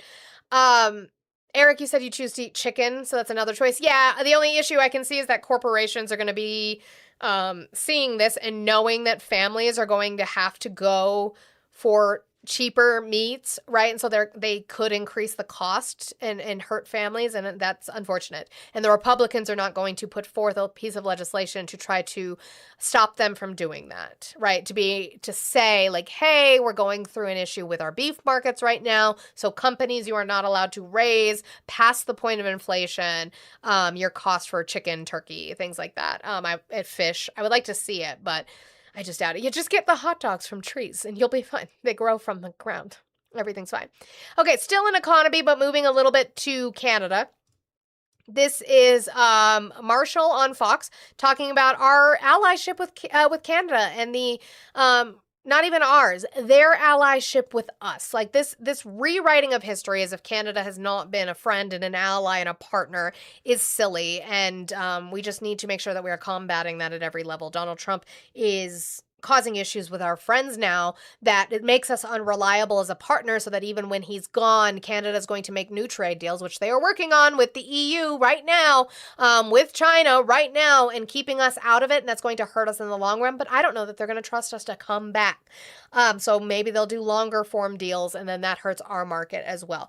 W's to, is it Andreas for the $5 on PayPal? You didn't leave a message, but I appreciate you. Can I get W's to them for that? Guys, brings us down to 95 as we are working on that goal. Okay, that one. President. Oh, you can't see it. President went to Truth Social saying, I would never interfere with Canadians speaking French. In fact, I have never even thought of doing such a stupid thing. This lie was made up by a weak and ineffective prime minister in an attempt to gain political support. At what point is it that Canada's politics are preventing this, Leslie, and that despite the fact that Chris says it's stepping on politically his own foot, that this is the president pushing back on unfair practices? Well, look, if we're going to look at some of the things we don't like, whether it is, the craziness with China, when it comes to Canada, or even just, smaller things like Netflix penalties, you can do this without renaming lakes, and you can do this without imposing tariffs, which do hurt not just the Canadian consumer, the American consumer. But, Mark Carney has a 75% approval rate. Donald Trump is a 33% approval rate.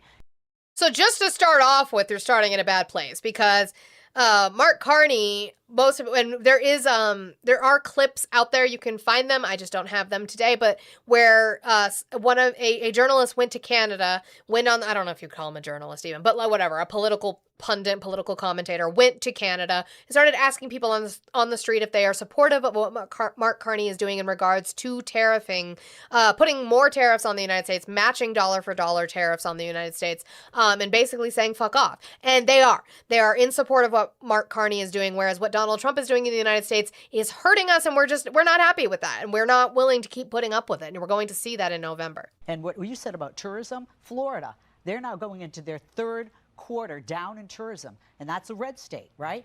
But if you talk, and Trey, stop taking my talking points. I was going to talk about Maine, I was going to talk about Michigan. Let's talk about Iowa. 30% of its exports are to Canada. They're our #1 trading partner. They're an ally. With the fires, Afghanistan, the list goes on. They've been there and have helped us. We shouldn't be having this type of fight. You can have a conversation without doing this. And by the way, I have a T-shirt that says, it's still the Gulf of Mexico. I guess I got to get one for the lake now, too. Maybe so. All right. She doesn't look like somebody who would have that shirt, but I guess good for her. That's a little dig that she put in there. I don't know, not my cup of tea. I'm just talking about the allyship. So let's move on to our U.S. Trade Representative, Jamieson Greer, and see what he has to say. So he's speaking to, I believe this is CBC. This is Canadian Broadcasting Network, okay? This is their news. And so he's speaking to a Canadian journalist, Canadian reporter, and she asks him, what about this reliability? Like, the United States has now become unreliable to do deals with because Donald Trump changes his mind on a whim. If he watches something, he could watch South Park and they'll say, blame Canada, and we're going to have a new trade war with Canada. He's not reliable. So what do we do about that? And Jameson Greer just basically clutches pearls, takes offense, but really has nothing to combat that with. It's a better deal than what happened, than yesterday, but it's not a better deal than when Kuzma itself was. When the appearance doesn't match the political affiliation, yeah, she's getting really Mar-a-Lago-y there a little bit. Being respected by the United States, which is not the case now, Ambassador, as you know. And one of the things that Prime Minister also raised was this issue of reliability. He points to the fact that other countries have made deals with your country. He said it looked like they were signed on pencil because they've changed overnight. So why would Canada sign a deal without even any guarantees that you would continue to respect the deal, given that you haven't respected Kuzma? So which deal is that we haven't respected that we've signed over the past year? Like, I'm just not familiar with that. I mean, we have made you've added a dozen deals. Yeah, you've added tariffs I'm talking about Canada. You've added tariffs, right, above and beyond the free trade agreement, and that sort of contradicts what a free trade agreement is, of course. Right, so what she's referencing is Donald Trump's own deal, right? NAFTA was done. Donald Trump negotiated a new deal. She just called it USMA, but we went over it. It's the USMCA, right? It is our free trade deal with Canada and Mexico. And we negotiated it. Donald Trump negotiated it, signed it, I guess decided in his second term that he just doesn't like it anymore. I don't know. And so what she's pointing out is that you made this deal about free trade, and then you came in to a new administration from a trade you made, and you put tariffs on the goods coming from these countries. And that's not free trade at all. Tariffs are the antithetical to free trade. So for you free market capitalists, you should be very, very upset about tariffs if you know what they are. If you know what they are at all. So we have USMCA, and we built into it a 6-year review because in our view, you can't just sign an agreement and never revisit it. If you have it eternally, like if I'm a business person, which we try to be in the American government, we try to think about what's good for workers, what's good for companies. You don't have an agreement that just goes on forever without ever being revisited. We have not renewed USMCA. USMCA includes specific exclusions for national security measures. And so steel, aluminum, autos, these are all national security measures for us. That fall within the exclusions within USMCA. So we're doing what's right for the United States. We've offered to bring Canada along. Wasn't good enough for them, and so we are where we are. Right, but the issue is that you actually did blanket tariffs on everything. It wasn't just for the exclusionary items, right? You did Liberation Day, where you just did tariffs on every single person that you had a trade deficit with, because the President of the United States doesn't understand what a trade deficit is and how it doesn't necessarily mean it's a bad thing because we're doing trade. I can't believe you went on a different account to send this. Oh, and now I can't fucking find it. Thank you. It's Hotspot on a different account. The fucking thing's gone already. Unless I can bring it up here, but I doubt it. Nope. It's gone already. Thank you for the $5. For you to say it's not a conspiracy theory about beef and population reduction, check out the Georgia Guidestones. Guys, go check it out for yourself. Don't take my word for it. I know, but I can't bring it up on my screen without my special thing. Check the Georgia Guidestones. Don't take my word for it. Please go Google the Georgia Guidestones and how that doesn't mean anything to me that a group put out a thing. So when Banksy puts out art, that doesn't mean that there's some grand master plan by Banksy to take over the world. So it is absolutely conspiracy. Thank you again, once again, Hotspot, for showing how unintelligent you are. We do appreciate it, but thank you for the $5. Again, remember, super chats do not go towards my daily goal because I do not get paid by YouTube, but once a month. In the middle of the month. So I do appreciate it, you sending that to spout your conspiracy theories. Love that for you. But awesome. Cool. So, Jameson Greer is then confronted with the fact that Donald Trump says these things in regards to Canada about adding last-minute things, and Trump was like, I might have done that, and he says that it was off the cuff, because, it was just jokes. It was just things the president says. The president himself was asked yesterday in an interview whether you guys, the U.S., had added some things at the last minute, and he didn't deny it. He even said, hey, that sounds like me. So were there things that the United States added in those last couple of days, and why were they added at that point? Yeah, no, they weren't. It's not a conspiracy. Check out the conspiracy. Aliens. And I think anyone who watches the clip or hears what the president told CNN, it was off the cuff. He said, that sounds like me. The reality is the last time the president spoke with Prime Minister Carney was Tuesday night, and there was some meeting of the minds. And so the Canadian story has been, well, it was later in the week that things were added. Well, Josue, I saw that there was a lot of back and forth going on in the chat. I didn't see exactly what it was, but what I will say is I appreciate, as long as you stay civil. We don't do slurs in my channel. That will get you muted and banned, but I appreciate when you're civil, because I have no problem with back and forth conversations. They like to have fun over there. They can do that. That's, we felt, the president, we all felt so comfortable that there was a meeting, there were agreements on specific rates, specific percentages, et cetera. Hard to change those things after a given time. Now, the thing is that our government is saying that these were agreed upon, and Mark Carney came out and said that these were things they could not accept. So there's obviously an impasse there where our government just tries to play off like these were agreed upon and Canada backed out. No, it sounds like Canada was just never on board with what you were offering or attempting to restrict. So that's an issue. So then Jameson Greer decided he was going to go on Laura Ingraham. So he went on with Laura Ingraham on negotiating with Canada. And of course, it's never Donald Trump's fault. It's never what he actually offered. It's never that it was a bad deal. It is always somebody else's fault. And in this instance, it's Canada being political. What exactly, really understandable for the American people, pushed Canada supposedly over the edge on Friday? So, Laura, thanks for having me on. But that is the key question. On Tuesday evening, we had reached details of the agreement to do exactly what you mentioned. Canada has had the best access to the U.S. market over the past year and a half. And vice versa. Somebody said Mom Donnie should seize the Knicks. Listen, if they get a piece of legislation in New York to be able to have the Knicks be owned by New York City, they could do that. The Green Bay Packers are owned by the city. That is a thing. In case you don't know, as a football fan, newsflash to you in case you didn't know, the Green Bay Packers are owned by the city of Green Bay. So you could do that. You would have to have legislation to be able to do that. But you know that if Mom Donnie even mentioned something like that, I don't think he gives a fuck, to be honest. But if he mentioned something like that, Republicans would freak the fuck out while wearing the cheese head. And the Packers are broke. Listen, that's Wisconsin's problem. That's not mine. I say that as a Bronco fan. We are owned partially by Condoleezza Rice and the Walton family. If you don't know who the Walton family is, it's fucking Walmart. We just had a renovation on our stadium, but now that stadium is going to be obsolete, and we are going to be building a brand new stadium across the fucking highway from where the old one is. I hate it here. Okay, cool. Glad we could say it. Even with all the different tariff actions we've taken, and they came to us and they wanted to negotiate a deal, and we said, you don't need legislation to tell city workers to take the team. What are they going to do? They're going to come, they're just going to rise up revolution and take the Knicks. I don't think that's a good idea. said, fine, we're happy to do that.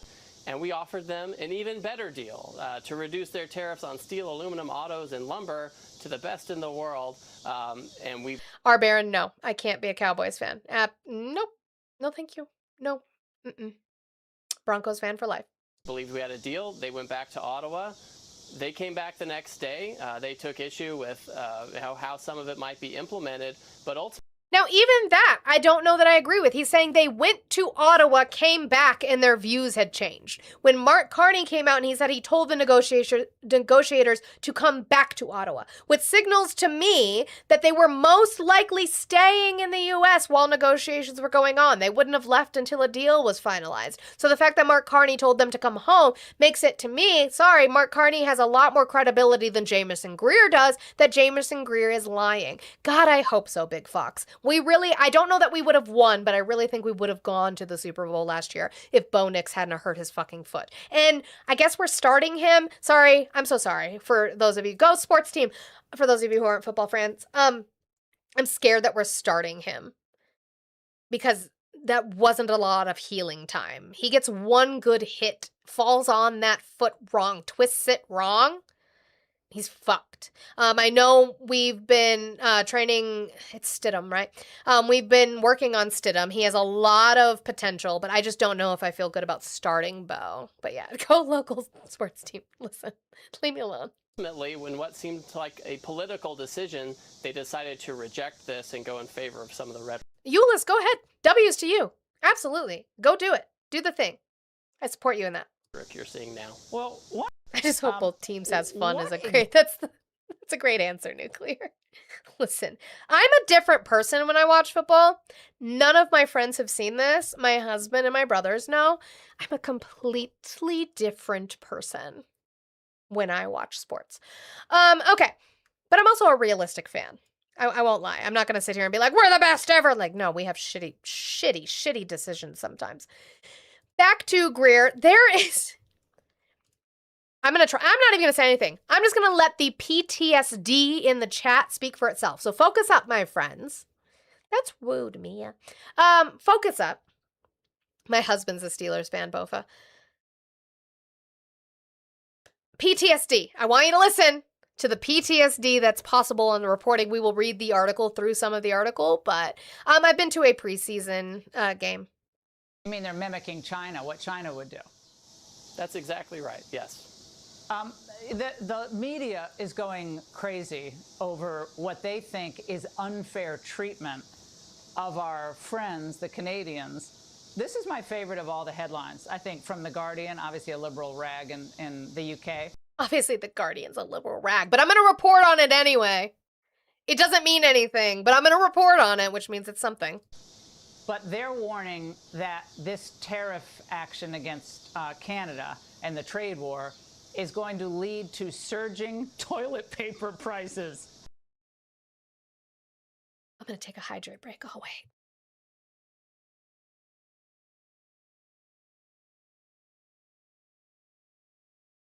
How'd you break your finger on this cup? How did you do that?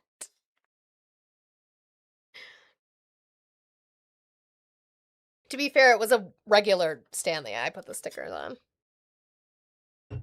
Anybody's PTSD coming out? I literally reposted it and I was like, not again. Not again. It's the uninformed laughter. Yeah. I don't want to do it again. I don't want to do this again. I don't want to do this again. I don't want to do it again. Because of your, I guess your failure, Jameson. Like you couldn't get, so now everybody can't afford their toilet. W's to Scuba Steve for the $2 for Let's Go Dolphins. Good for you being a Dolphins fan. To be fair, I don't really like, my only issue, as for most, is rivalries, right? We have rivalries. We don't like the Raiders. We don't like the Chiefs. Those are our biggest rivals for our division. So if you're on like the East Coast where we don't see you very often, I really don't care. But if you want to send a $1 train or a $2 train to tell me your favorite football team or sports team, you can do so. I would appreciate it. Let's work on that goal. W's to Scuba Steve. Paper. Is there any truth to that toilet paper headline? Yeah, I mean, it's pretty silly, right? I mean, the reality is the tariffs that were imposed on Saturday on Canada, we warned. My math was fine. Canada 5 weeks ago about this. Everyone knew this could happen, and it only affects about 5% of imports from Canada into the United States. You know, only like 0.2% of American imports overall, only 0.06% of American consumption. So the concept that this could have any kind of meaningful effect on the United States is quite limited. And guess what? If there's something in there that has some negative effect that is brought to the attention of President Trump, he can do what he needs to do. I mean, this is just not going to lead to any economic Armageddon for us. Our toilet paper. They literally could unplug our electricity in the north. So I was talking with my husband, which is never a good idea. Don't do that. Don't talk to your husbands. Oh, actually, I don't. I don't talk to my husband. So he was just like in the room and I was just musing into the ether because like I don't talk to him. It's the fact that I don't want people to be hurt. I do not want people in the northern states to be hurt, but I kind of want Canada to do the TikTok thing. I kind of want Canada to just like press the button for like 16 hours and then they can turn it back on. Just so that they can show Jameson Greer's smug self and Donald Trump that, yeah, they actually could cause chaos and Armageddon for us with certain things that they supply to us. Just turn it off for just a little bit. So I do like that idea. Yeah, like I don't want people to be hurt, but I'm just saying. Like 8 hours? Okay, 8 hours. Do it before it snows is wild. I'm just saying, like, you want to see the pain, you want to see the effectuation, since you guys don't seem to comprehend how much we actually do get from them. I think that maybe we need to do that. Price is going to go up. No, not an extreme heat or cold. That was a joke. I was joking about that, Eli. Absolutely not. But just to prove a point, right? Just to prove a point. We make toilet paper in America, right? We make it here. No. Well, they're very upset with you in the American media because if it's a choice between China and the United States or Canada and the United States, they're never going with the United States with Trump in office. Never. They're always going to go with Canada and China. That's a Ingram Angle rule of thumb. Mr. Ambassador, we can't. Good for her for saying it. Ingram Angle. I can't even say it. Good for her. I mean, it's her name. Ingram Angle. Ingram Angle. Ingram Angle. That was a wild phrase. Wait to see what happens next. This is quite... And then she fucked up the word nest. Next. She said nest instead of next. Me too, girl. Me too. Okay, continuing on. 47 hours specifically. We're last bit on the economy and then we're going to move on. So this is the Guardian article that they're talking about. Wiped out. U.S. faces surging toilet paper prices amid trade war with Canada. Using the bathroom or having a cry is about to become more expensive for North Americans. Let's see. After trade negotiations broke down between the two countries last weekend, Mark Carney, the Canadian Prime Minister, vowed to match U.S. tariffs dollar for dollar and unveiled a list of nearly 900 American goods that will face 25% to 50% tariffs starting on the 8th of September. Paper products are among the hardest hit sectors, with Canada threatening to put tariffs on between 25% and 50% on toilet paper or face tissue stock from 8th of September in retaliation for a 50% hike from Washington, D.C. Though American toilet paper and tissues are often made domestically, they heavily rely on lumber-rich Canada for raw materials. Procter & Gamble, the owner of Charmin toilet paper, said last year that it would have to increase prices amid tariffs that were in place at the time. Nails tongue twister wrecked by simple word. Me. The U.S. imported $328 million worth of toilet paper from Canada in 2024, according to the World Bank, making it by far the largest exporter of the product to the U.S. Retailers, including Costco, source much of their paper products from the country. The U.S. accounts for more than 20% of global tissue consumption, despite having only 4% of the world's population. The average American uses 141 rolls of toilet paper per year. Jesus Christ, making them number one for number twos globally, just ahead of Germans, each using an average of 134 rolls annually. I'm talking about shit now. This is my life. This is what I've been reduced to. Pay women for their labor. It's not just paper products that could rise in price. The trade war highlights the deep economic ties shared between the two countries as consumers continue to worry about inflation on both sides of the border. U.S. tariffs are specifically affecting Canadian liquor, including popular whiskey brands Crown Royal. There you go, Mia. Crown Royal, and Canadian Club, which are currently under a 50% tariff, meaning that any Crown Royal that we import into the United States has a 50% tariff on top of the cost. While Canada, not what you pay, not on top of the cost, they have a 50% tariff that the company has to pay to the government, okay, to bring it in. Does that get trickled down? Probably. While Canada has not introduced a tariff on American liquor, most Canadian provinces have introduced their own bans on American alcohol in retaliation for earlier tariffs on Canadian products. Donald Trump used these province-wide bans on American alcohol as part of his legal justification for his new tariffs against Canada. Carney has asked province leaders to consider putting American liquor back on the shelves, though as the Nova Scotia Premier Tim Houston told... It's Houston, isn't it?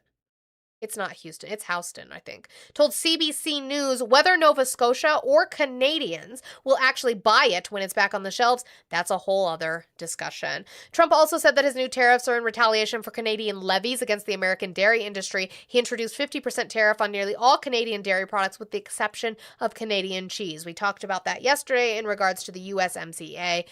With negotiations down the drain, it's unclear if or when the tariffs will be lifted, but the Trump administration is adamant that there's no possible way the trade dispute with Canada will affect U.S. consumers. We literally just watched that video from Jameson Greer. So I'm just waiting for the benefit. That what are Republicans doing? What is the trick? And it's hard to say Republicans because Congress is just letting Trump do whatever he wants. So where's the benefit? I don't see one. Okay, cool. What is this? Thank you, Scuba Steve, for the $1 for please explain why us in Florida would for the Donalds? What do you mean, like vote for? Clarify your comment in the Twitch chat, because then I can understand what you mean by that. Like why they would vote for him? Snowbirds with a lot of money who live there, pretty much, would be why, if that's what we're talking about. W's to, that's Cormo, right? W's to Cormo for the 1531. For hi, it's Cormo, just wanted to make you smile. Thank you so much, Cormo. I appreciate that. Now I have to do that maths while we're sitting here. Why did I click on it? Hold on. Here you go. It's time for the calculator. It's time for the calculator. It's time for the calculator. It's time for the calculator. It's time for the calculator. It's time. Okay. 7669 puts us there. Blue dancing to the song. Thank you so much, Cormo. W's to Cormo. That $1 messed my change up. You're fine. Why? It would have been, oh, I know what you were doing. 7769. The $1 fucked it up. That was probably the best joke I've heard in a long time, Cormo. Probably one of the best jokes I've heard. So I want to move on to health, but first, before we move on to health, I just want to do an update on something. And that is the story about what is going on on the USS Lincoln. Have they made it to shore? I know they were headed back to California. I just don't know if they've made it yet. I didn't see that update, but remember when we covered the story of the USS Lincoln? What was the response from Trump, Hegseth, and the entirety of MAGA in the chat? What did they say when we talked about the story on the USS Lincoln of sailors jumping ship? No, they probably have another week. Thank you, Audie. The reports of them jumping ship in way of suicide attempts because of the conditions on the USS Lincoln. What did Trump say? What did Hegseth say? What did the chat say? The chat said that's what they signed up for. The chat said it's not that bad. They haven't been out there nearly long enough. That is what Trump said. Yeah. Hegseth said it was a lie. Yeah. Hegseth said it was he didn't even say it was a lie. He said it's been misinterpreted. If it was misinterpreted, how come we have a sailor who's about to be subject to possible disciplinary action for something that didn't happen? You have to correct yourself. Oh, how long was it? Navy sailor. I lost my thing. There you go. Navy sailor who jumped off USS Lincoln faces disciplinary charges.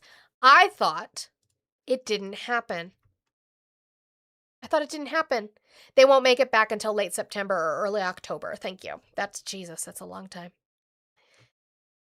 A sailor who jumped from the USS Abraham Lincoln this month in what his wife described as a suicide attempt is now facing disciplinary action from the Navy, according to his wife, in charging documents reviewed by MS Now. The wife, who was granted anonymity to discuss sensitive disciplinary action, said her husband is facing non-judicial punishment for violating articles of the Uniform Code of Military Justice.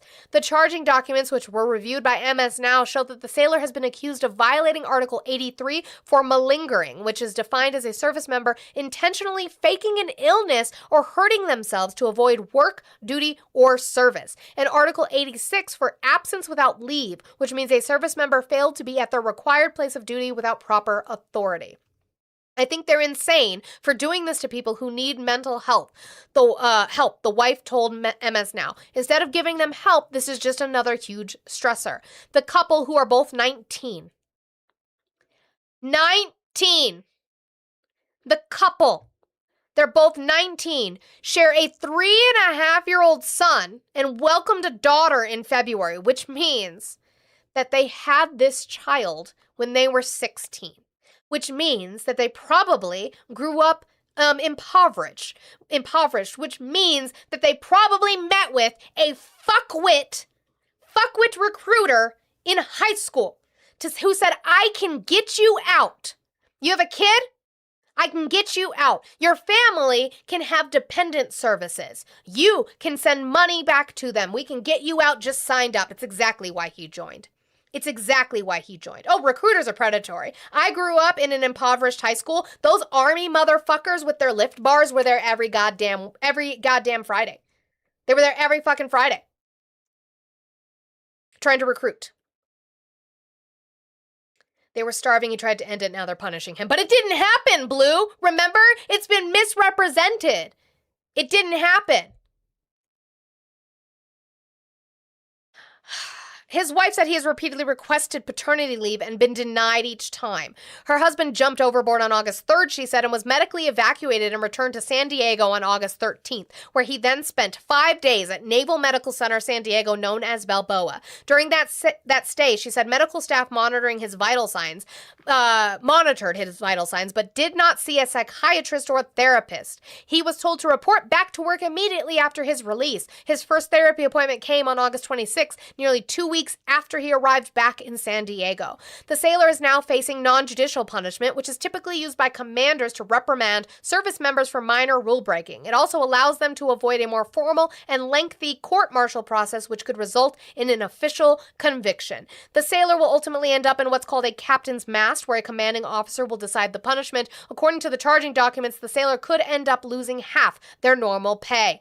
The handling of the suicide attempt by the Navy is raising serious concerns about how mental health is dealt with in the military, especially as deployments are hitting record highs. Right, Darian, we love our troops. We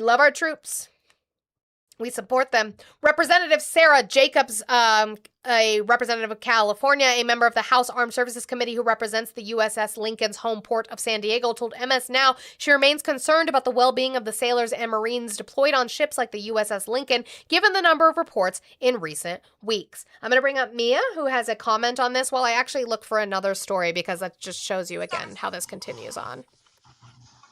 Yeah, like after he was stabilized, basically he should have been sent for an eval. Like that's what it should have been. Because I mean, when people go overboard, they don't typically find them. So he should have been sent for a fucking eval right after being stabilized.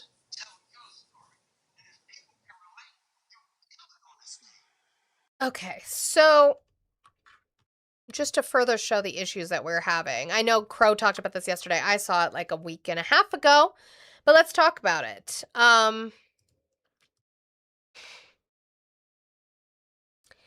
Army unit offers re-enlisting soldiers 4-day pass to play Grand Theft Auto 6. More than 100 Army soldiers in Georgia this year are being offered a 4-day pass to play the eagerly awaited video game Grand Theft Auto 6 on one condition: they re-enlist. That's the deal, available to 130 members of the 3rd Infantry Division based at Fort Stewart ahead of the game's mid-November release. A 3rd Infantry Division spokesperson, Lieutenant Colonel Angel Tomko, confirmed to NBC News. That's what we're doing. Hey, you want a 4-day access to this game? Re-enlist for years. It's wild what it's going, like, insanity. If you are up for re-enlistment and you want to take advantage of this, just remember, this fucking game has been coming out for the longest time, and it's going to be a disappointment. It is going to be a disappointment. So let's see if it's actually fucking worth it when you could just, But again, have your weekend. it just shows the predatory actions, because who they're going after are young people who signed up right at 18 and have been in for, they decided to do a short stint on their contract, and they're like, hey, you're still young though, so you're probably still into video games. Re-enlist one more again? Especially those socially awkward ones that would be like, oh, you've given me 4 days to play video games, okay. But these are also the people that are very isolated. So Fucking pizza party and fucking pizza party. That's what it was. Hi, Chicky. Hello. Since I'm re-enlisting next week, do I qualify for that? I don't know. I wonder, because it's like, it references I an gotta army call- memo, but I know it's referencing a specific division at Fort Stewart. So I think they were just saying it because they're there. I just don't know if it applies it says across the it was board. offered to a specific unit. Oh, I was gonna call Roscoe. He's my recruiter, not recruiter, the re-enlistment person, dude. Retention. That one. I'm fed up with it because he doesn't respond to emails, but he's the one that's doing my re-enlistment. I'm so fed up with him. Oh, Josue, good for you for supporting our troops. The dumbass signing it, good for you. So proud of you. There's going to be people who are going to re-enlist because of this, and not because there's a actual monetary bonus or better career option. No, just because of this Jesus game. Christ. Last thing I have in my little military issues section is we are seeing reporting from MS Now, reporting on record numbers of U.S. military service members leaving as conscientious objectors. So I will play that. Oh, yeah. It seems as though we're also seeing records of the number of people who are trying to leave the military, as you mentioned, as conscientious objectors. And really, they pointed to the specific military campaigns that the United States has started over the past year. I spoke to one service member who was deployed in support of Operation Epic Fury, which of course is the war in Iran. And this person told me that they believe that they were ordered to target and blow up and bomb civilian infrastructure, which of course is a violation of international humanitarian law as defined by the Geneva Accord. I also spoke with two different service members who were given orders to support Operation Southern Spear, which of course is the military campaign that President Donald Trump began last September, which led to those 60 boat strikes that you were talking to, where those vessels were allegedly carrying narco terrorists and drugs that were being funneled into the United States. They also resulted in at least 210 people who were killed. And both of those service members say they were concerned that there was a lack of intelligence or justification for each of these boat strikes. One of them in particular said, you can tell yourself what you want at night and say they were all precision strikes and they were all planned, but there's at least one innocent person that I feel like I indirectly heard. So it was not just a violation potentially of these international laws. A lot of them said that they, cited these surge in civilian death tolls. Many of them talked about that Manab school bombing that happened in Iran at the beginning of this war, where 150 schoolgirls and teachers died. Right. We blew up children, which is not uncommon for us to do, but apparently people are having issues with that now. This is the worst. I told you fucking so. This is the worst. people were just like, no, like there's there's substances on those boats, and it's just like Still waiting. even they are saying intelligence was off. Like they don't feel like the intelligence was concrete.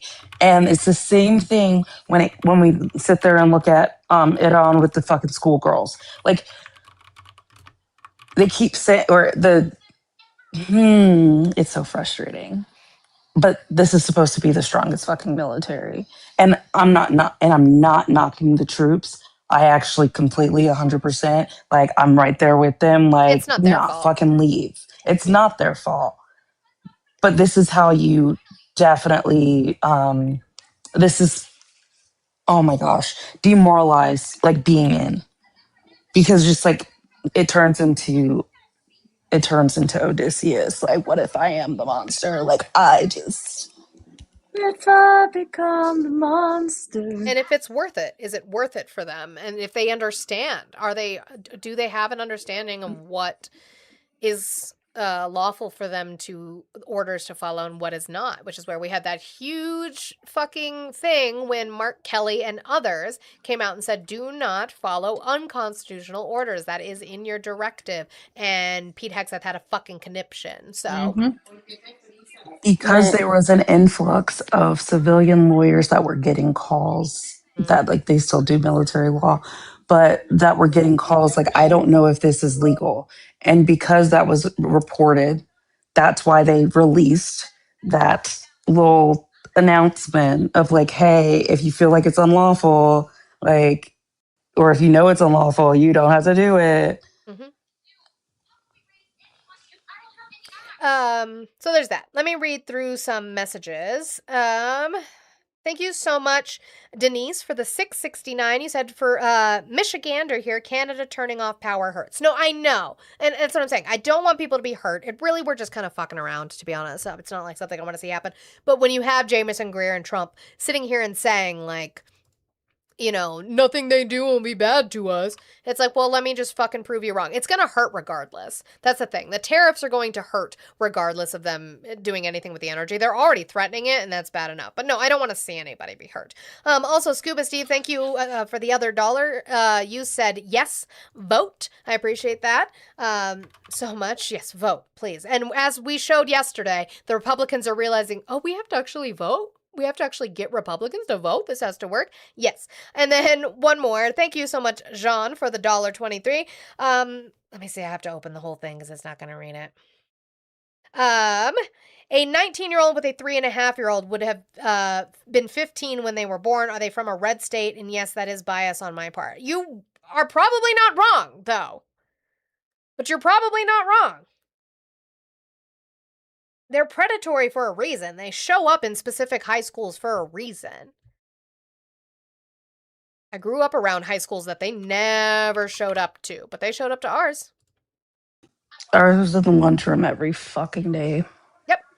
Yep. There was one day a week that I can't remember. I think it was Friday. I want to say it was either Thursday or Friday. That they would literally show up with their little table in the commons. That's what we called our lunchroom, the commons. And they had their 2 guys sitting there, and they had 1 guy standing by this fucking bar. And they're like, "Come on, guys, come do your pull-ups."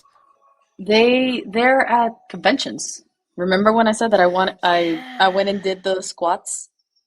The deadlifts. I should have done them as roomie. So I'm pretty sure they're gonna be at Dragon Con, and I'm gonna look for them. Yes, do it. Yeah. All right. Like me as a teen mom, they wanted me to.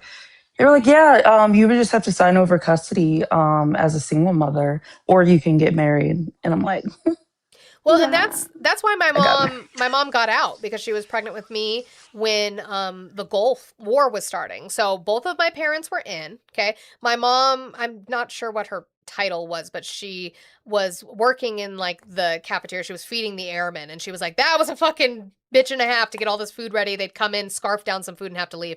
And what did he say? Record it for educational purpose. Me look, he said. And as I said, I have to make sure I show you how to the right form and how to handle the bar. And, I totally don't know how to do the right form for squats, Chicky. So I need like an instructional video.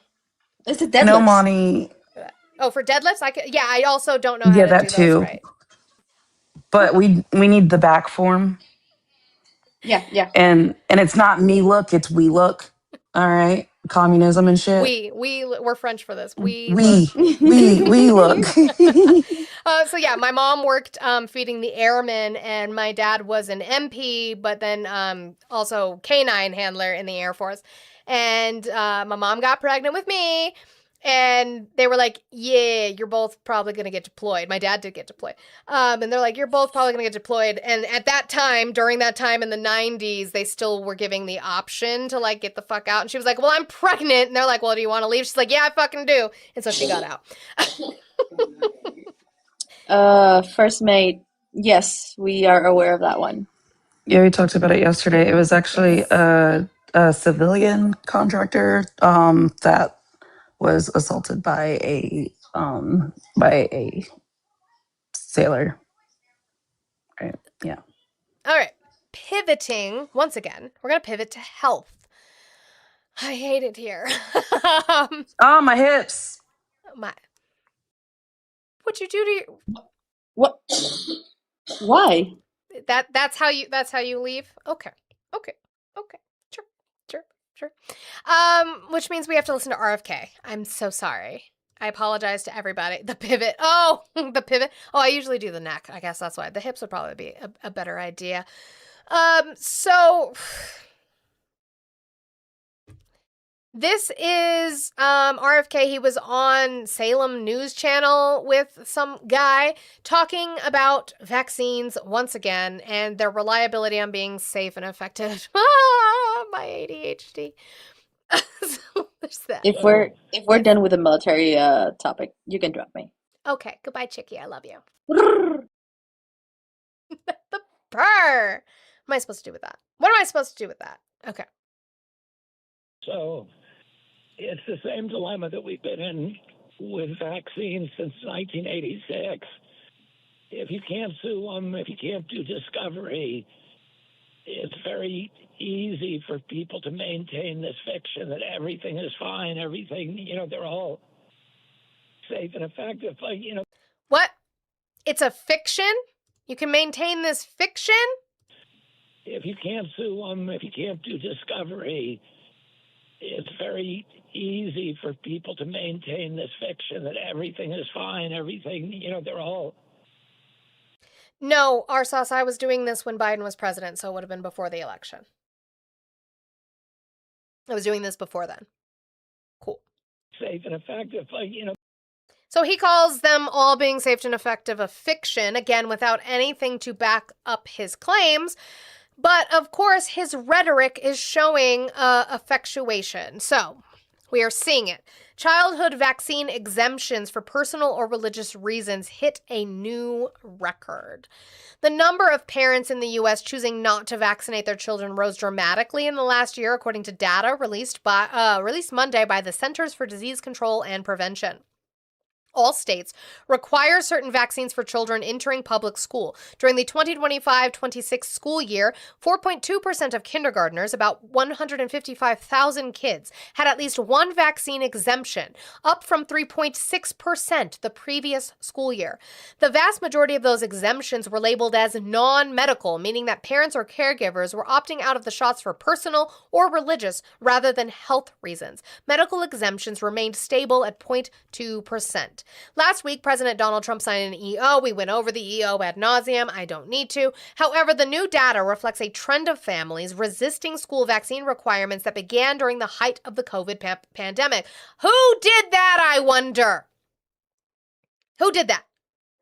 41 states and Washington, D.C. reported increases in exemptions, according to the CDC. The rise is disappointing but not surprising, said Dr. David Margolius, director of the Cleveland Department of Public Health. It's indicative of the lack of clear messaging at the national level about vaccines. Ohio's vaccine exemption rate was at 5.7%, according to the CDC data, up from 4.7% the year before, an entire percentage point up. Fauci. Routine vaccination coverage for kindergartners dropped to 92% for the shot that protects against diphtheria, tetanus, and whooping cough, which is DTaP, and 92.4% for the measles, mumps, rubella vaccines. That's far lower than the 95% of the community that medical experts say need to be vaccinated against measles to prevent outbreaks. You guys always talk about your stupid herd immunity. That's what you need. Herd immunity is not just getting it and living through it. You can add to the herd immunity even better by getting vaccinated. So why is it always goddamn Ohio? Listen. Actually, Eli, you want to feel better? I want you, if you have time ever, I'm not sure what the answer is. What I do know, Colorado is actually really, really bad for vaccination rates. We have a high exemption rate. It's the fucking libertarian cowboy in us. It's really fucking annoying. But I wonder how our rates compare to Ohio's, actually. This year marked a 35-year high in the nation's number of measles cases. As of Monday, the country had logged 2,566 cases in 2026 alone, with ongoing outbreaks in several states, including Ohio, Pennsylvania, and Utah. The continued spread threatens the nation's status of having eliminated measles from circulation achieved in 2000. The Pan American Health Organization is expected to make a decision on that in November. 2 doses of the MMR vaccine offer 97% protection against measles, usually for life. The number of kindergartners without a record of having both of those shots before school was about 280,000 last year, the CDC said. Nearly all people diagnosed with measles this year, 93%, were unvaccinated. In a statement to the media, the CDC said it continues to encourage parents to discuss vaccination options with their doctors, while you have a president literally saying that it explodes them, it's too much, it's the size of a soda bottle, all the misinformation that Trump spouts. Guys, while we're sitting here, make sure that we are tapping. I said we finally got to over 100,000 likes. Can we try to get to 150 before we end today? I know that the likes are starting to register again because I've seen them on the big creators platform, so if we could continue to tap, that would be wonderful. I would appreciate it. Also, we still have the finger hearts goal. If we could work on completing the finger hearts goal over here on TikTok with the about hour we have left, I'd appreciate it. If you're watching on YouTube and you have not hit that thumbs up button for me, I would appreciate it. What did you say? I do what I must. You cited Reddit. Why did you? Oh, you cited a Reddit post. Oh, okay. I was trying to figure out what was going on, but you're engaging in the chat, and that's what Twitch wants to see. So we're still on health. But we're gonna move a little bit to food. So RFK Jr. and Brooke Rollins again went on Fox to talk about Michelle Obama and her food program, and they're going to offer you a solution. Let's see if we can compare and contrast. Let's bring out our critical thinking skills as well. His trip to Samoa. I've talked about it before. And I have 67.77 left in the goal that we can start working on, guys. I know that we can get that knocked out with the amount of people we have in here who, if everybody sent $1, I'd be well beyond that goal. Secretary Kennedy, Michelle Obama tried something with the school lunch program, and I'm not trying to make this political, but it was an epic failure. She tried to do it was well-intentioned. She had the Let's Move initiative, want to get kids moving, which I'm all in favor of, but it fizzled out. So why? Why did her program fizzle out? What happened to Michelle Obama's program for healthy lunches? Yeah, because y'all criticized it, right? There's that, the criticism that came with it. Also, the funding. Republicans pushed back against the funding for healthy school meals for children. Republicans. That thing we fought against weirdly didn't work. Exactly, C-Spark. I don't know why that program fizzled out that we totally removed all the funding from. Weird how that happened. How do you ensure that this doesn't go the way of that? People were throwing all the lunches in we all saw the videos. I did show after show on this. They're throwing it in the lunch. Look, that just says exactly who you are, Laura Ingraham. You fucking puppet for propaganda. Well, I showed we covered this video after video. Yeah, that you guys are dumb. That's what it is. Trash can. I think one of the traps that Michelle Obama fell into was. Why do you say her name like that? One of the traps that Michelle Obama fell into was to use compulsion to tell people that they couldn't sell certain products. They couldn't. So he's saying that her lunch program used compulsion. It told schools what they could and could not sell. Okay, remember, we are comparing and contrasting what he is offering, and they're going to talk about what he's offering. So just remember that, okay? They used compulsion with Michelle Obama's school lunch program, not allowing schools to sell or distribute certain things, okay? Sell big gulps or They couldn't sell big gulps, okay? large volume soda. They couldn't sell large volume soda. Okay, I'm not hearing the bad, first of all, but okay. And we're leaving this to individual choice, but saying, you know, where there is taxpayer money being spent, we're going to spend that money on food that's going to make our kids healthy. Oh, so exactly the same fucking thing that she was doing? The exact same fucking thing? We're going to leave it up to individual choice, but when we're talking about programs that use taxpayer funding, we're going to ensure that that is only stuff that's healthy for kids. No, but it's different because Republicans are doing it now. Also that, Tracy, they are trying to tell people on Snap to not buy sugary food items. So the same thing that Michelle Obama did is saying that this is taxpayer-funded programs, and we're going to ensure that we are only distributing healthy foods to our kids so that we're not giving them the options of big gulps or large sodas in school. They can, outside of school, they can go buy whatever they want from a 7-Eleven, but in school, we're not going to offer that. And RFK Jr. said that that was compulsion, and what they are doing differently is that it's individual choice, but when it comes to taxpayer funding, we're going to ensure that the food that we buy is healthy. Oh, so the same thing. Oh, so, okay, it's the same thing. Cool. Right now, as Brooke said, the USDA alone is giving out $405 million a day, $9 billion a year to pay for SNAP, WIC, for the lunches and the Head Start, for the Indian Health Service, and for 30 million school lunches a day. And that food, the kids who are eating that food, and right now we're paying for garbage. No, we can't subsidize food that's giving them diabetes and metabolic. I mean, so Eli, Colorado is where you were a year ago. So we are at 4.7%. You guys increased from 4.7% last year. That's not a good trend for us then. That just means we're behind you in doing it. It's still bad. Injuries. And then we pay for it again on the other end through Medicaid. And it makes no sense. We're saying as long as you're spending taxpayer money, you gotta spend it on good food. Right. Okay, so exactly what Michelle Obama was doing. And then leave it to the choice of the individual schools and school Josue, who's the deep state? districts about how they're going to meet that. But we can give them very good guidelines. And we've been touring, Brooke and I have been touring schools around the country, and the kids love this food. Yeah, when it's good and healthy. Yeah, like Michelle Obama was doing. Just cutting off because she can't listen.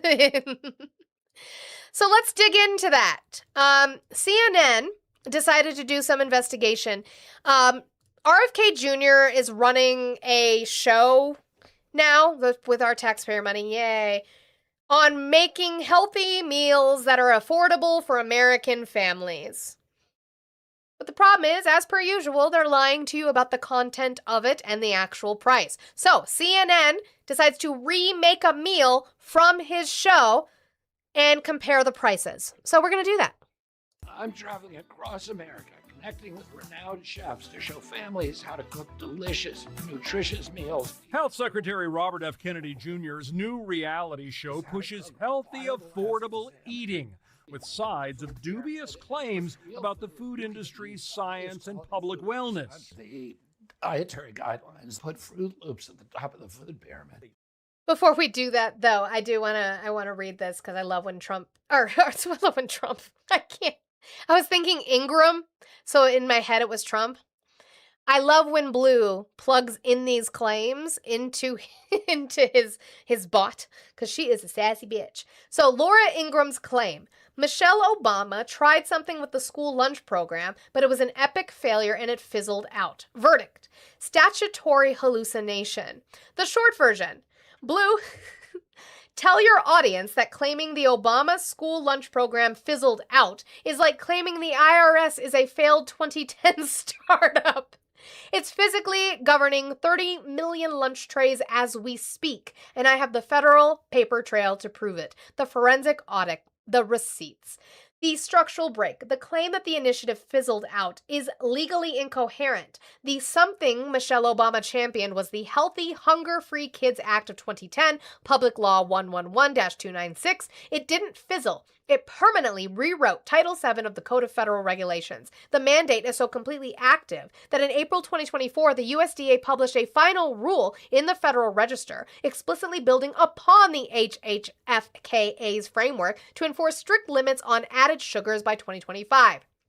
The math or legal trap. Calling it an epic failure requires ignoring literal dietary arithmetic. According to the USDA's massive 2019 school nutritional and meal cost study, the nutritional quality of school lunches spiked by 41% on the Healthy Eating Index post-implementation.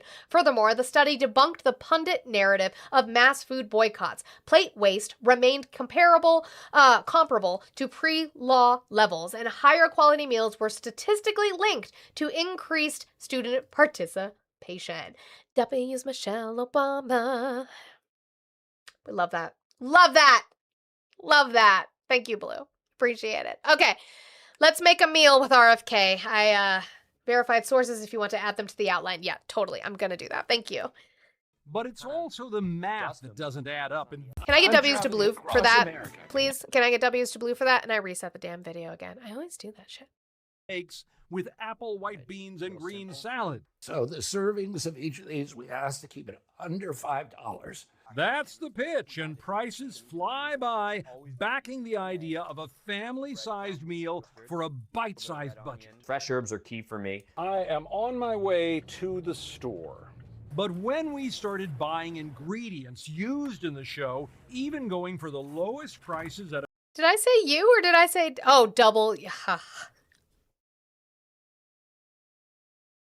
Never mind. A big competitive chain, the cost heated up fast. 25. This was the cheapest frozen wild-caught sockeye salmon we could find, the closest to what they are using. They priced theirs at $8.99. The cheapest we could find, even with the deal from the store, was more than $24. Now, the greens mix, that was about the same cost. So were the eggs on a Okay, so the greens were about the same cost. The salmon was not. per egg basis, but that's the trick here because they're only pricing that one egg out of the carton. So, and it's going to continue. That's what they did to make it sound like it was cheaper. They, again, are lying to you. RFK Jr. now has an entire reality series about trying to make meals. He claims this one to be around $5 a person, right? Feeding a family of, I'm guessing, 4 for $5 a person. The problem with that is that the prices that they are giving you, let me go to ask the store to buy one egg. You can't. Actually, you can literally read on the carton of eggs where you don't get to separate and buy one. That's a lovely rule with capitalism that we have where you don't just get to buy one granola bar, you need to buy the entire pack. W capitalism. So what they did is they are disingenuous and they say, look, our egg cost was this when they're only using one egg for the recipe, not what you have to buy, which at the lowest I've seen in markets is like a 6-pack of eggs. So yeah, you can't buy one cigarette either. W free market. Yeah. And that gets worse with other things. For example, this red Also, are they sure those eggs aren't recalled for risk of salmonella is very, very fair, Darian. onion. They say they only spent 8 cents on this because that's how much they used. Like, when are you guys ready to call them out for their fucking con artist bullshit? They are so full of shit. Yeah, this meal is going to be super affordable to you if you don't count the entire onion. So when you go to the store, just chop what you need, the 8 cents worth, and then just chuck the rest, I guess, because that's what you need to do. Getting the whole onion cost us more than $1. And look at this. This is the avocado mayonnaise. They priced this at 40 cents because they were only using a couple of tablespoons. To buy the whole thing cost us more than $11. They're only pricing parts of it. So the mayo, yeah, it's a big grift. It's a giant grift.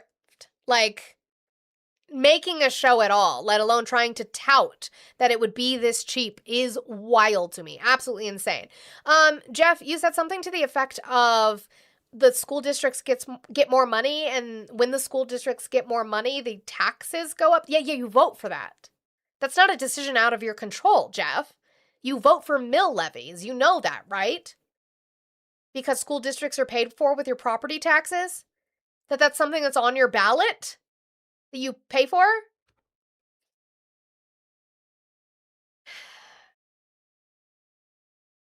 First the road trip across the country, then this. And grocery stores don't sell things. Yeah, it's the other way around. HHS insists this is standard recipe costing methodology, and they want to help Americans stock up on high-quality ingredients they can use across many meals.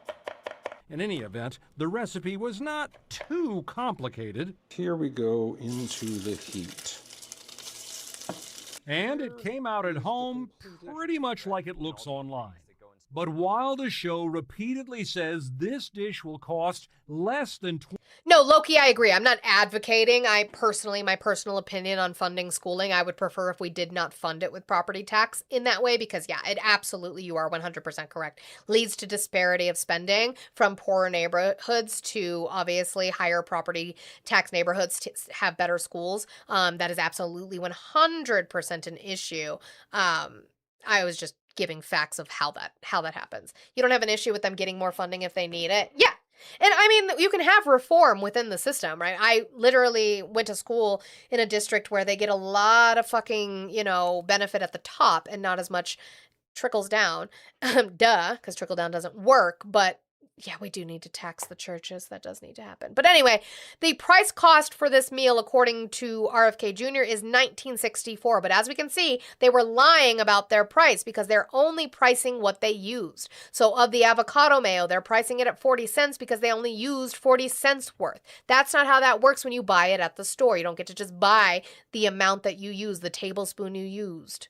$20 to feed a family of 4.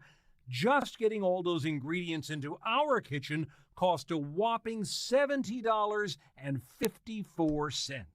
Yes, it certainly is tasty and it appears healthy, but the problem remains. I do not see, having made this, how you can walk into a grocery store with $20 and come out with everything you need for this, making that part of the claim for many consumers, I think, very hard to swallow. Because I promise you fucking can't. I send the money to my husband when he goes grocery shopping, and yes, it's a mess. So, speaking of my husband, he'll be very proud of me. He must still be sleeping, but he'll be very proud of me for this. He told me about this video yesterday. I don't remember him saying it was More Perfect Union, but that he just listened to it. But this is the one that I found, which is a More Perfect Union video talking about America's biggest berry empire and the problem of fucking monopolies and our choices in regards to food and how that affects our fucking health. And guess what? Nobody is going after those monopolies, especially not in this administration. Does anybody know the dictator-ass berry company I am talking about? Can we guess?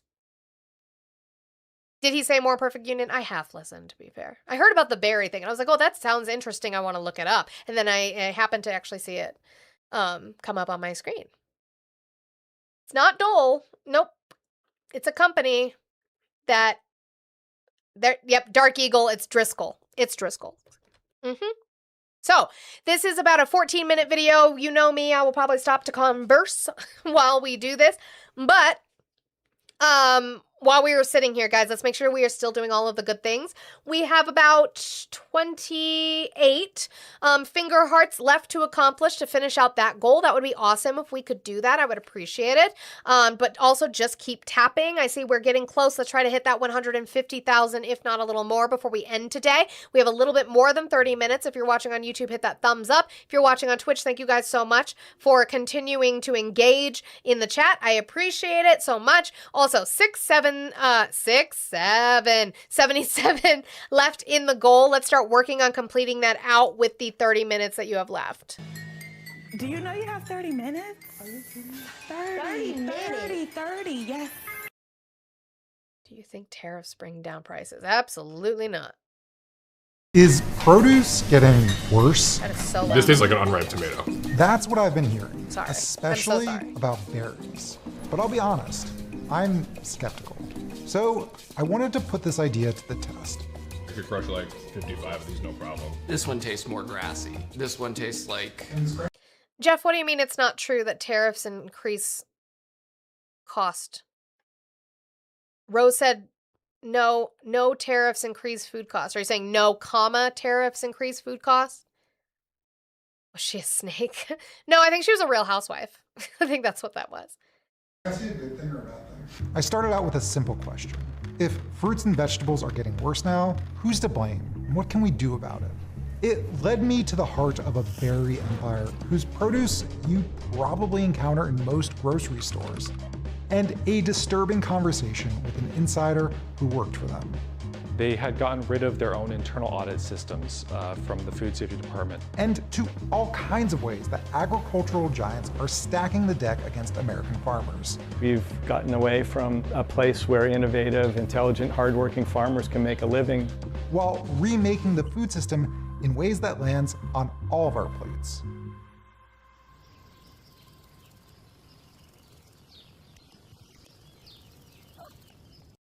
Yeah, okay, yeah, Rose. Tariffs increase food costs. Oh, okay. We were just missing a comma. Gotcha. The story starts with this guy, a blueberry farmer, but you won't find his blueberries in any supermarket. And I wanted to know why. Okay, well, I'm gonna start out being positive. Name's Hugh Kent, and I'm a blueberry farmer in Central Florida. And you're on King Grove, which is an old farm. Hugh's farm, it's a little different. I feel like I'm in a state park on a hiking trail. Yeah, that's the benefit of the work we do. That work, it's stewarding a diverse ecosystem that extends from this pine forest to the soil his berries grow in. We feed the microbes feed the plant, and the plant feeds us. The berries I sampled, they were Hugh's personal frozen stash, so not ideal conditions, but still better than any blueberry I've ever had. Is love the secret ingredient? No, soil made that. Nature made that. I have very little to do with it. Well, that's not true though. He does have a lot to do with it because you have to cultivate that soil. You have to have healthy soil. You have to make sure you're not overproducing, right? Because that's a huge problem we have with our food supply is because we are such a consumption economy. Excuse me, and they will go, damn it, now I sound like RFK.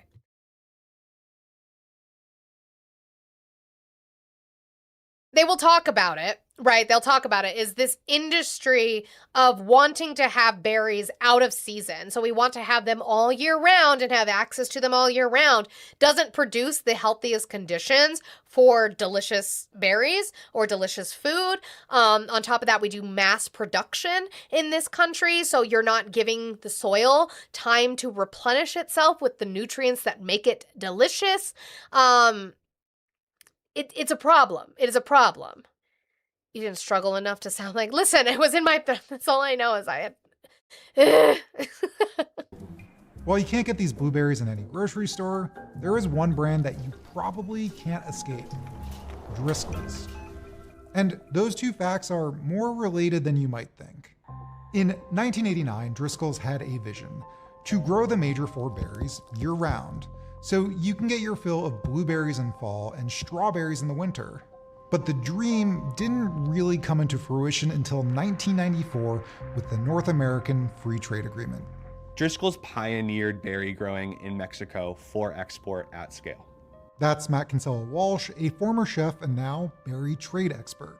Prior to NAFTA, the Mexican berry market was relatively niche. Now, 32 years later, Mexico is expected to produce 1.2 million metric tons of berries. Peru and Chile also have become centers of massive berry production, supplementing Driscoll's California farms. Their international gambit paid off with a berry empire spanning every hemisphere.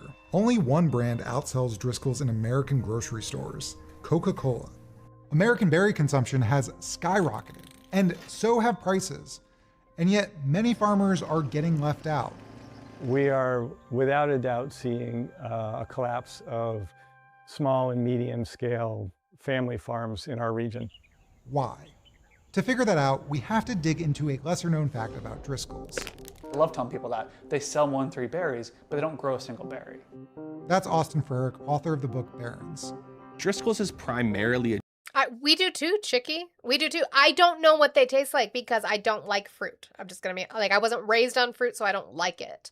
But my children love fruit. I buy fruit for them. Not right now because everything's being recalled.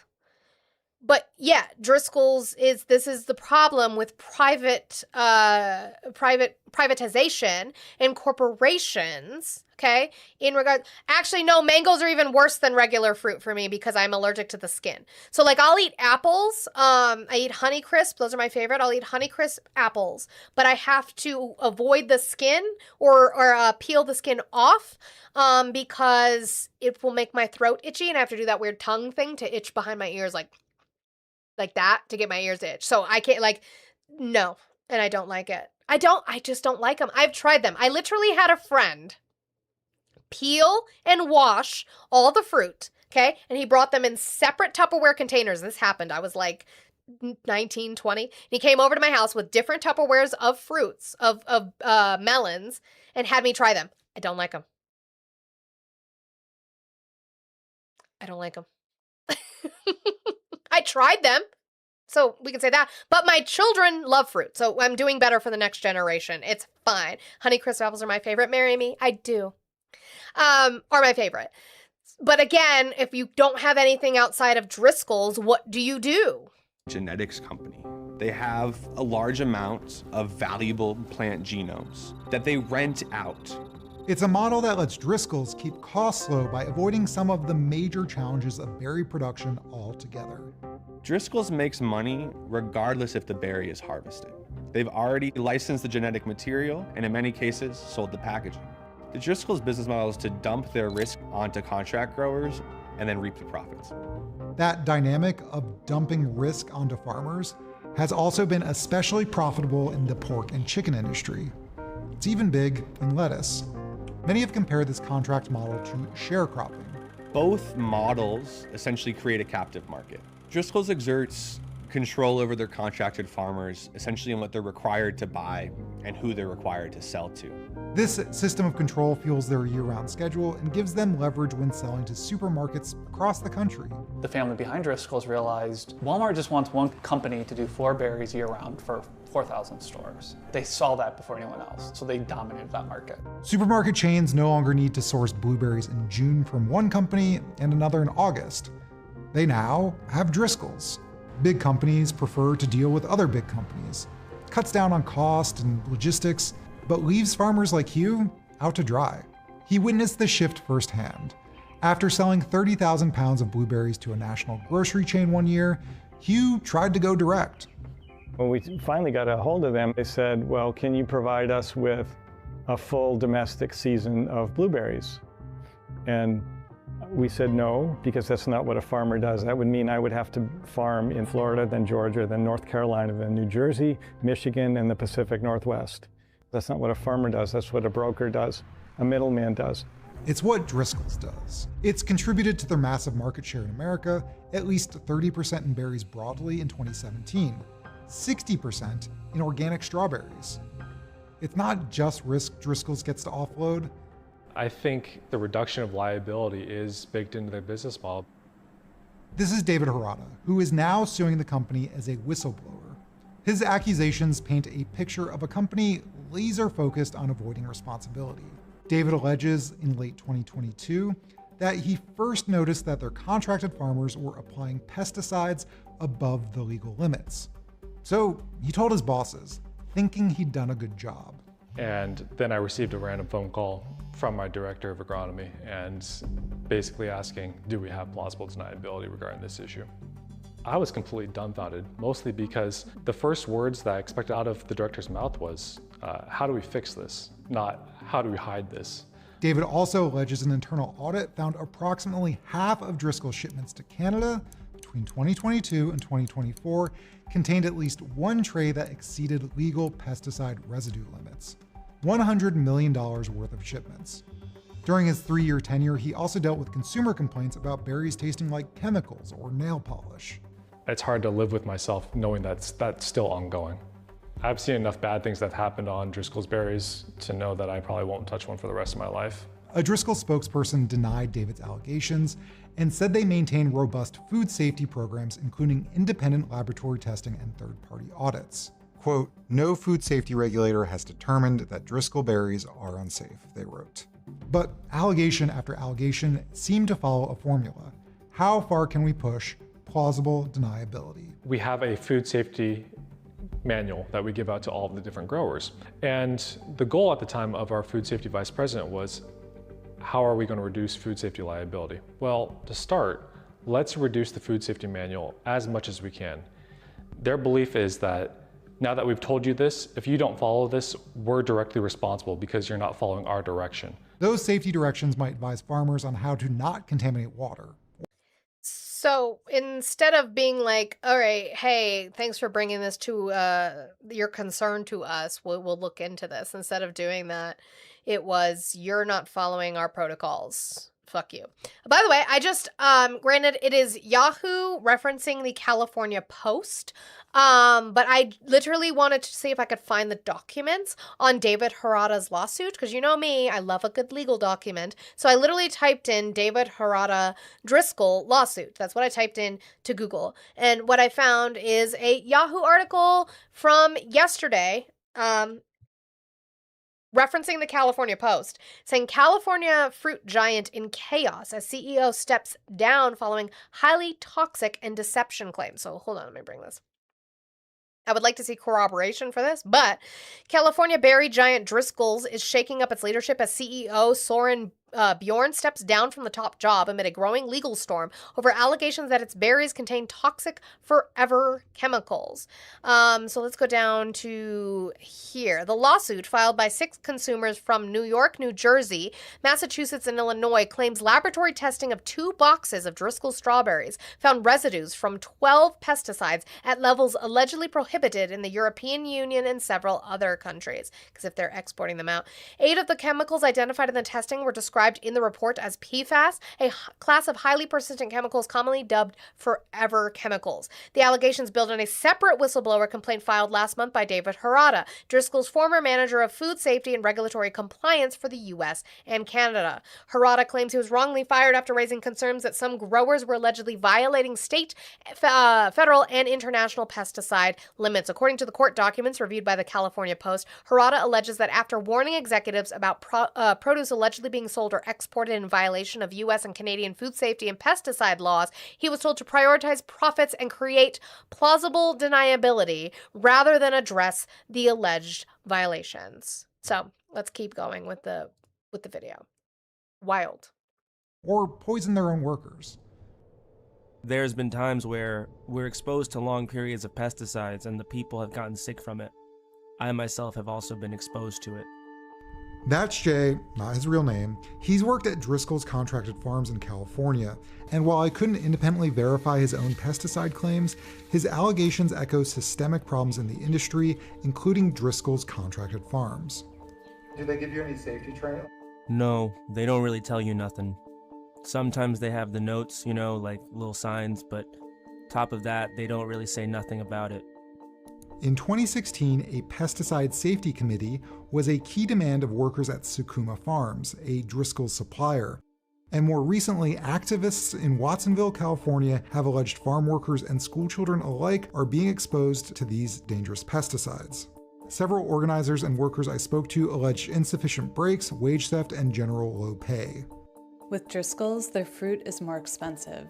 It reaches almost $7 per box. But the pay for us continues to be very low. These aren't just injustices, they're now economic facts independent farmers have to compete with, especially in countries like Mexico, where wages are even lower and labor and environmental protections are fewer. The USMCA, the successor trade deal to NAFTA, allows companies like Driscoll's to grow berries there and import them to the US duty-free. Under the USDA organic regulations, we're supposed to improve the quality of our water, our soil, woodlands, wetlands, and wildlife. By contrast, berry growers in Baja California are building desalination plants because so much of the scarce water has been drained from the area. Large berry growers, like Driscoll's, use a massive amount of water, while their workers often don't have running water in their homes. So again, we are back to the water crisis that we literally talk about almost every day now on this platform. We are back to the water crisis. Not only do they have sparse water, because we're growing produce in fucking states that don't have water, so we should stop growing produce in states that don't have water, and we should probably prioritize doing in-season foods and learning how to cook with stuff that is sustainable in season instead of feeling like you need to have a blueberry all day, every day, whatever part of the year it is. Probably bad. Probably fucking terrible. Yeah, the almond farms are fucking bad. And then to add to the fuckery, let's put a data center in on top of it. How about that? Put a data center in the fucking desert where we're growing fruit. Awesome. So we just keep importing from places where we allow less regulatory action in regards to these forever chemicals and whatever else you have going on. It's wild. Huge W's to Oh Me Oh My for the 1777. He said, so switch them out like priests, great wine. God. Yeah, just move them around. Yeah.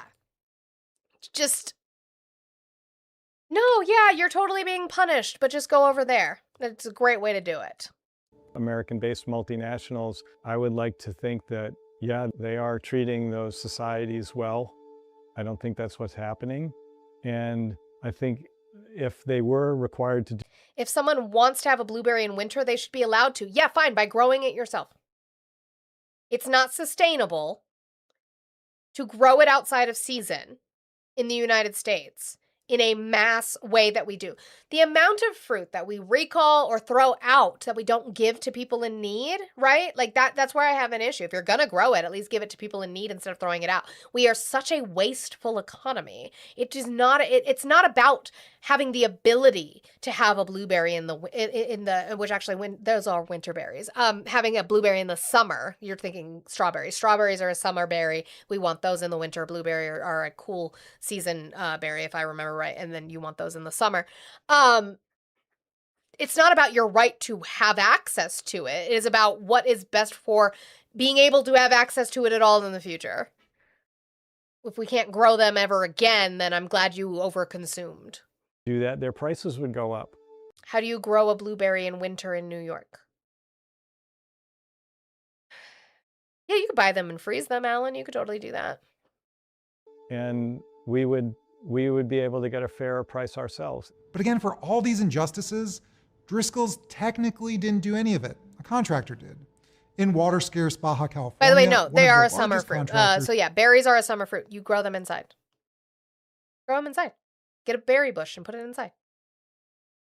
I'm not saying that you don't have, okay, the ability to go to the store. I am just saying that if it's not sustainable for the country, don't do it.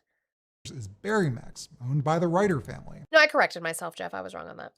That family also controls... Right, because fruit has seasons. Because, I don't know, God or nature decided that it would only grow during that time of the year. Another notable company, Driscoll's. Driscoll's has found a way to not be the face of the agriculture violations that happen on the ground, whether that's, you know, the unsafe working conditions, exposure to pesticides, the very low wages. That's Erica Diaz Cervantes, whose organization Cause has been fighting for living wages for California farm workers. She's trying to build connections with farm worker unions in Baja California who have been fighting for better conditions and wages for over a decade. There is a legal mechanism that could help, baked into the USMCA. It lets unions in one country... Right. Florida, it's summer all year long, but the problem is they do not have the production with which to be able to give it to other states all year long, right? That is the problem with our consumerism. That's what I'm talking about. So it still matters. Fight union busting in another, but agriculture is exempted. As for Driscoll's, a spokesperson responded to criticisms of their labor and environmental standards by reiterating publicly available information about their support for worker welfare and agricultural sustainability. They also added that the company audits farms to make sure they comply with pesticide regulations. The good news is, Hugh has found a way to survive. We can't operate in the wholesale system anymore. It's way too consolidated. He's moved to selling his berries directly to consumers. We ship them throughout the country. So if you can grow something with quality, people will seek you out for sure. He's also getting attention from at least one celebrity chef, where I really had a breakthrough was at Hughes Place. But it's getting harder to find Hughes in the farming world. When these farms Josue, please don't advocate for violating the Constitution. That's weird. go away, they don't come back. Even trying to buy strawberries for my test, every single store had two prominent options, Driscoll's and Driscoll's Organic. Competitors were few and far between. We've gotten away from a place where innovative, intelligent, hardworking farmers can make a living, and we're moving towards this model which relies on questionable treatment of a large number of people and riches for a few people at the top. Matt has been advocating for a tax on a particular part of our food and agricultural system. Tax the parts of the supply chain that have profited so greatly from deregulation and consolidation, and return that money to the communities that actually grow our food. The tax would affect companies like Walmart, as well as companies like Bayer, Dow DuPont, but also companies like Driscoll's. So again, this is this thing that we talk about when we talk about tax the rich. Yes, that's the slogan because it's easy to say, but it is the understanding of even progressive tax structures that give them the option, right? So if you don't choose to do this yourself, we will tax you. We will take that tax money and we will just have to write in the legislation, that has to be very clear, that written in the legislation, the tax money that we take from you is going to be used, okay, to distribute down, to make sure your employees are getting paid well, to make sure the regulatory bodies are working as they should so that people aren't getting sick and you're not using fucking forever chemicals and pesticides above the authorized limit on our foods, right? Or you could do it yourself and we don't have to tax you. But the problem is sitting here and giving you the option without the threat behind it doesn't do anything. Deregulation doesn't end up, this is trickle down over and over and over again. This idea that if we just leave it to them and if we're kind enough to them and give them tax breaks and deregulate, okay, that they are going to take this extra funding that they get from their tax breaks and that they're going to invest it in their companies in way of their employees and their regulatory bodies. And that is not what we see happen. It doesn't happen that way. So if you want to give them the option, give them the option, but there better be a stick behind that carrot to say, if you don't do this, you are going to have a tax at the end of the year because you did not supplement that into the market, into the business the way that you should have. Broadly, people like Austin want us to rethink how we invest in agriculture. Right, tax the problematic behavior, funnel said money to dealing with the consequences of said behavior. This is how it works in other comparable nations. Yep, WZ Spark. We can choose to subsidize good produce Y'all are the extreme minority. I promise we're not. in this country. We have chosen not to. The system isn't just robbing our communities, but our taste buds, Hugh thinks. Consolidation by definition means that there's little or no competition, and we've seen the quality of our food eroding all over the place. Cheers. Hughes blueberries were out of season, so I couldn't put them to the test. So instead, I performed a very unscientific study with strawberries, See, at least he's honest about his methodology. where I fed them to Tristan Kwong, a chef and Bye, self-professed Shanty. fruit Hi, sommelier, Shanty. Bye, Shanty. Edward Dupree, a produce worker and union organizer, and my coworkers. I tried to make it blind. They all look like Driscoll berries, if I'm being honest with you. So A is an Oishi berry. It's a little more watery, feels like it was grown kind of fast.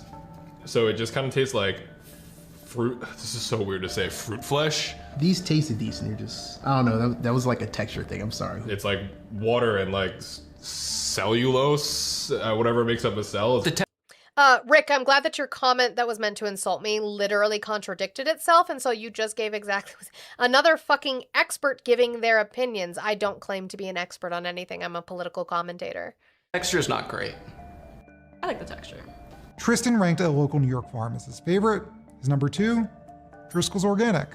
I devised slightly different tests for each iteration. Some people ranked Driscoll's highly, others didn't. Some preferred small farmers market berries, others didn't.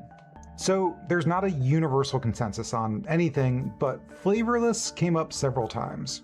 They just don't taste like anything. Now, does all produce taste like garbage now? It seems like a reasonable person could disagree. Sure. As for me, I've been hate eating my way through a pint of grocery store blueberries. They're so bad, they're not even Driscoll's. But my palate has been ruined. Thanks, Hugh. As always, some people like flavors. Some people like flavor, others are white. Yeah, Z-Spark, there is also that. Okay, let me put this over here because I'm going to want that later. So there was that. Now, we're going to continue on. I'm going to finish this. I'm going to go overtime a little bit, which works for me anyway because we still have $50 left in the goal. So can we please work on that? Please, please, please, please. I beg of you. All right, there you go. See, I begged of you. So now MAGA can get mad that I begged for money. Woohoo. I'm going to go through these as fast as I can. RFK Jr. he's done a few press conferences. He was at this one. I apologize for the camera. It's kind of like glitchy. But he mispronounces, to be fair, something I've mispronounced, but I'm not the head of HHS. Cyclospora multiple times. We are more unprepared than in previous years if there were to be another COVID-19.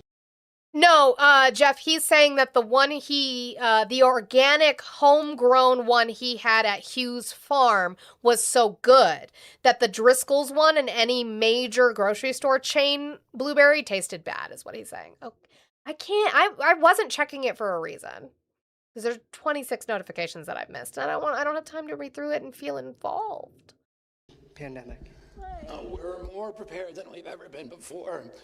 And you can look at the Cytospora cases in 2018. It took them 6 weeks to figure out Cytospora, where the Cytospora source was coming from for the big outbreak. And this year we were able to figure out in 2 weeks. We've done with the measles outbreak. We are more unprepared than in previous years if there were. I can't, Ari. Honestly, who gives a fuck? But, he's such a big baby. I'll talk about it in a second. Or to be another COVID-19 pandemic. We're more prepared than we've ever been before. And you can look at the Cytospora. Cytospora? You mean Cyclospora? Cases in 2018, it took them 6 weeks to figure out Cytospora, where the Cytospora source was coming from for the big outbreak. And this year we were able to figure out in 2 weeks. We've done with the measles outbreak. 3 times. He says Cytospora 3 times. Listen, I know I mispronounce words. I do it all the time on here. It's because I can hear myself in my headphones and I know that that's why. But I at least try to correct myself for the most part. Cytospora 3 times. The man is a lawyer. It's not like he's a doctor or anything. That is also true. By the way, in way of breaking news, Donald Trump signs an order to rename Lake Ontario to Lake America. He's a giant fucking child. But yeah, totally. That's going to help me pay my bills, you dumb...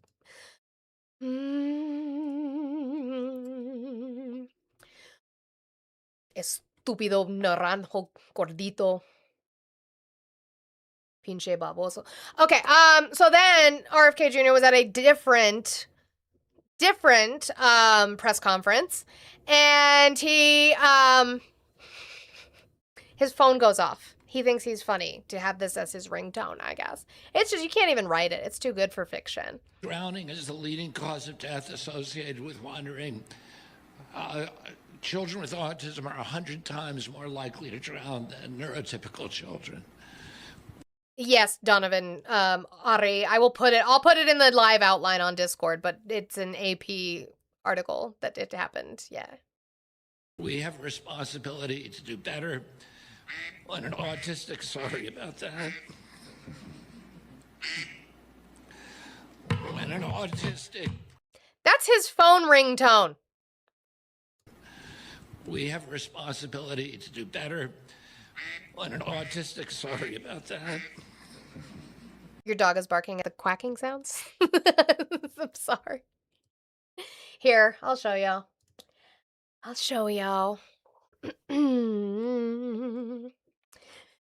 Trump signs order to rename Lake Ontario to Lake America. I just don't care. Because it doesn't mean anything. It'll get reverted back. It'll get repealed once he leaves. Yeah. Trump said Thursday he's renaming Lake Ontario to be known as Lake America in the United States as he exacerbates his trade war with Canada. How does this fix our relationship with Canada? It doesn't. It doesn't fix our relationship with Canada.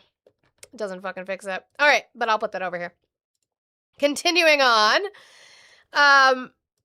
this was great because this is Trump supporters in a nutshell. Before we get to that, though, thank you, Jean, so much for the 231. That's why I shop at a farmer's market. This market matches up to $20 for SNAP benefit cards. Oh, that's awesome. I fucking love that. I do love a good farmer's market. Unfortunately for me, the farmer's market in my area has gotten really expensive. It's gotten really privatized too, where they're showing up with stuff that is not stuff that they grew at home. And I even saw in a chat where I originally watched the More Perfect Union video, where they talked about the fact that they've gone to farmer's markets where they've seen Driscoll. Trumplandia. I hate it here. But WSU brings us to 4769 as we try to finish out this segment. Guys, I appreciate all the support that I get. Even on the days we don't make the goal, I still appreciate the support, so thank you. But again, this is just MAGA. Just MAGA. This is you guys. Hotspot. This is you. You're against vaccines? Absolutely, 100%. All vaccines? Well, every single one You're also against fashion because you're wearing Donald Trump's face on a shirt, so. of them, they're poison. All vaccines are poison? Yes, they are. All vaccines are poison. She just said that out of her mouth. Ready? What about polio vaccine? There hasn't been a case of polio in how many years? Since 1960? Why? Why hasn't there been a case of polio? Nobody tell her. Why hasn't there been a case of polio?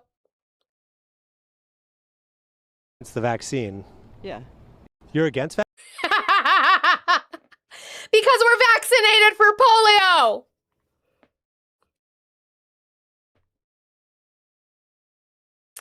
We're vaccinated for polio. That's why. That would be why. Okay. So then RFK chose to make a joke. This was in 2021. I want to be clear. This video is from 2021. He went to Lancaster, Pennsylvania, and he made this joke about measles. I am a measles survivor. It was extraordinary. Lucky. Very, very lucky to have lived through that nightmare. Because we had to stay at home and watch TV the whole week with all of my brothers and sisters. It was horrible. And Ha ha ha, struggling with measles is so funny. what is the cure? What is the cure for measles? Cure for measles is chicken soup and vitamin A. And neither of those things can be patented. The cure for measles is chicken soup and vitamin A. That was him in 2021. He is now the head of HHS, spewing conspiracy theory after conspiracy theory about MMR vaccines. And doesn't seem to be working well because here we are, 2021, remember, 5 years later, 2 unvaccinated people die of measles in Pennsylvania outbreak, health officials say. 2 unvaccinated people have died of measles in Pennsylvania's Lancaster County, which is where he was speaking. The state's health department confirmed on Tuesday. Pennsylvania Secretary of Health Dr. Deborah Bogan declined to give any additional information about the deaths during a media briefing, citing patient confidentiality. They are the first measles-related deaths in the U.S. this year and the first in Pennsylvania in 35 years. Lancaster County has seen the majority of measles cases in the state's growing outbreak. As of Tuesday, 393 cases have been confirmed in the state. 86 of them were diagnosed in the past week. So far, 70 people have been hospitalized in Pennsylvania for measles complications. These tragic deaths remind us that measles is not a harmless illness, Dr. Jeffrey Martin, a physician at Penn Medicine Lancaster General Hospital, said during the briefing, which was held at a Lancaster General Health's Women and Babies Hospital. It's appropriate that we're having this press conference at our Women's and Babies Hospital. Pregnant women and children are vulnerable to measles if they are not vaccinated, he said. Officials declined to answer a question about whether the deaths involved either a pregnant woman or a baby. Earlier this month, President Donald Trump signed an EO meant to drive down the number of vaccines recommended for children. The move, which was backed by HHS Robert F. Kennedy Jr., drew sharp sharp criticism from pediatricians and public health experts. Kennedy has a history of anti-vaccine rhetoric, and according to local reporting in 2021, we just watched it, was a keynote speaker at an event in Lancaster, in which he said, without citing specific evidence, scientific evidence, that vaccines are harmful. During Tuesday's media briefing, Pennsylvania Governor Josh Shapiro said Kennedy had called him to offer resources to assist in the outbreak response. Shapiro said he declined the offer. I was very, very blunt with him, and I made very clear that his actions and the rhetoric that's coming from his administration are having a negative impact on communities across America, particularly right here in Pennsylvania. There's real-life consequences to scaring people and not relying on actual doctors and actual medical professionals to provide unbiased information to parents. In a statement, HHS and the CDC expressed condolences to the families and communities affected by the measles deaths. CDC is working closely with state and local health departments to strengthen response efforts, rapidly support affected communities across the state, and communicate the steps people can take to slow the spread of measles, the statement said. The grim news comes at a time when more parents than ever are actively avoiding vaccines. We already covered that, so we don't need to. But this is kindergarten MMR vaccination rates. This is Lancaster. They're only vaccinated up to 88%. Or 88% of the population. You need about 95% for herd immunity. Okay. Measles cases on their increase. We've covered this ad nauseum on my channel. The increase in the cases. 3 people died of measles last year, an adult in New Mexico and 2 young girls in Texas. So again, the rhetoric coming out of this administration is literally killing people. And they don't stop. And RFK Jr., in response to this, these deaths in Pennsylvania, said this. And then I got one more and we'll get out of here. Next question. Yeah, Mitch Perry, Florida Phoenix. Secretary Kennedy wanted to ask you. It's only coming out of my left ear. Mitch Perry, Florida Phoenix. Secretary Kennedy wanted to ask you. He was obviously in Florida because that's Moody. Health crisis we've got with measles going on in the country right now. 2 people died yesterday in Pennsylvania. Governor Shapiro from Pennsylvania made some comments Heavy proof that. yesterday. Said your actions, the rhetoric coming from the administration are having a negative impact on communities across America, particularly. Well, apparently polio is, Dennis. In Pennsylvania, he says at least visit parents in a position where it's harder for us to do our jobs to protect our children. Comment on that? Yeah, I mean, I have a couple of comments on that. One is that we're trying to get information about those 2 casualties. According to deaths, you can call them deaths. A statement that was released by the Lancaster County Commissioner today, they cannot find any measles deaths in Lancaster County. And What? They can't find any measles status? What are you talking about? We just went over it. What? Explain that the governor will not give them that information. CDC tried to get that information from the governor yesterday, and the state is refusing to cooperate. We're doing a better job than any country in the world at controlling the measles outbreak. I'm not saying it heavy on the gravy because you have given me no proof of that. Right. This is a worldwide epidemic, and it's happening because of the lockdowns, because many kids did not get vaccinated during the lockdowns. And then you had a dramatic... He says it! He admits it! This is happening because a lot of kids didn't get vaccinated during the lockdowns. Yeah, because of your rhetoric. Because my kids got vaccinated during the lockdowns because you could show up and still get your kids vaccinated. You could still take your kids to doctor's appointments. You could still take your kids to the clinic to get vaccinated. Your rhetoric, along with Donald Trump's rhetoric, did this. Diminishment of public faith in the regulatory agencies during the COVID period because of government overreaching, because of the gaslighting and the manipulation. So... please do. Post the link. I can't, click it through the chat, but what I will do is I will screenshot it so it gets saved on my computer, and then I will read through it later. I said this to somebody else yesterday about a different source, which is that I have no problem having updates on things. And even in my discussion with Governor Shapiro yesterday. But also, yeah, it is a good point. Regardless of their immigration status, unvaccinated people bring forth disease. Awesome. Wow. Maybe the Secretary of HHS and the President of the United States should advertise children get vaccinated per the standard set by our pediatricians. Yeah. And he said to me, well, we've seen this big drop in vaccination rates in the state from 97 to 92.3.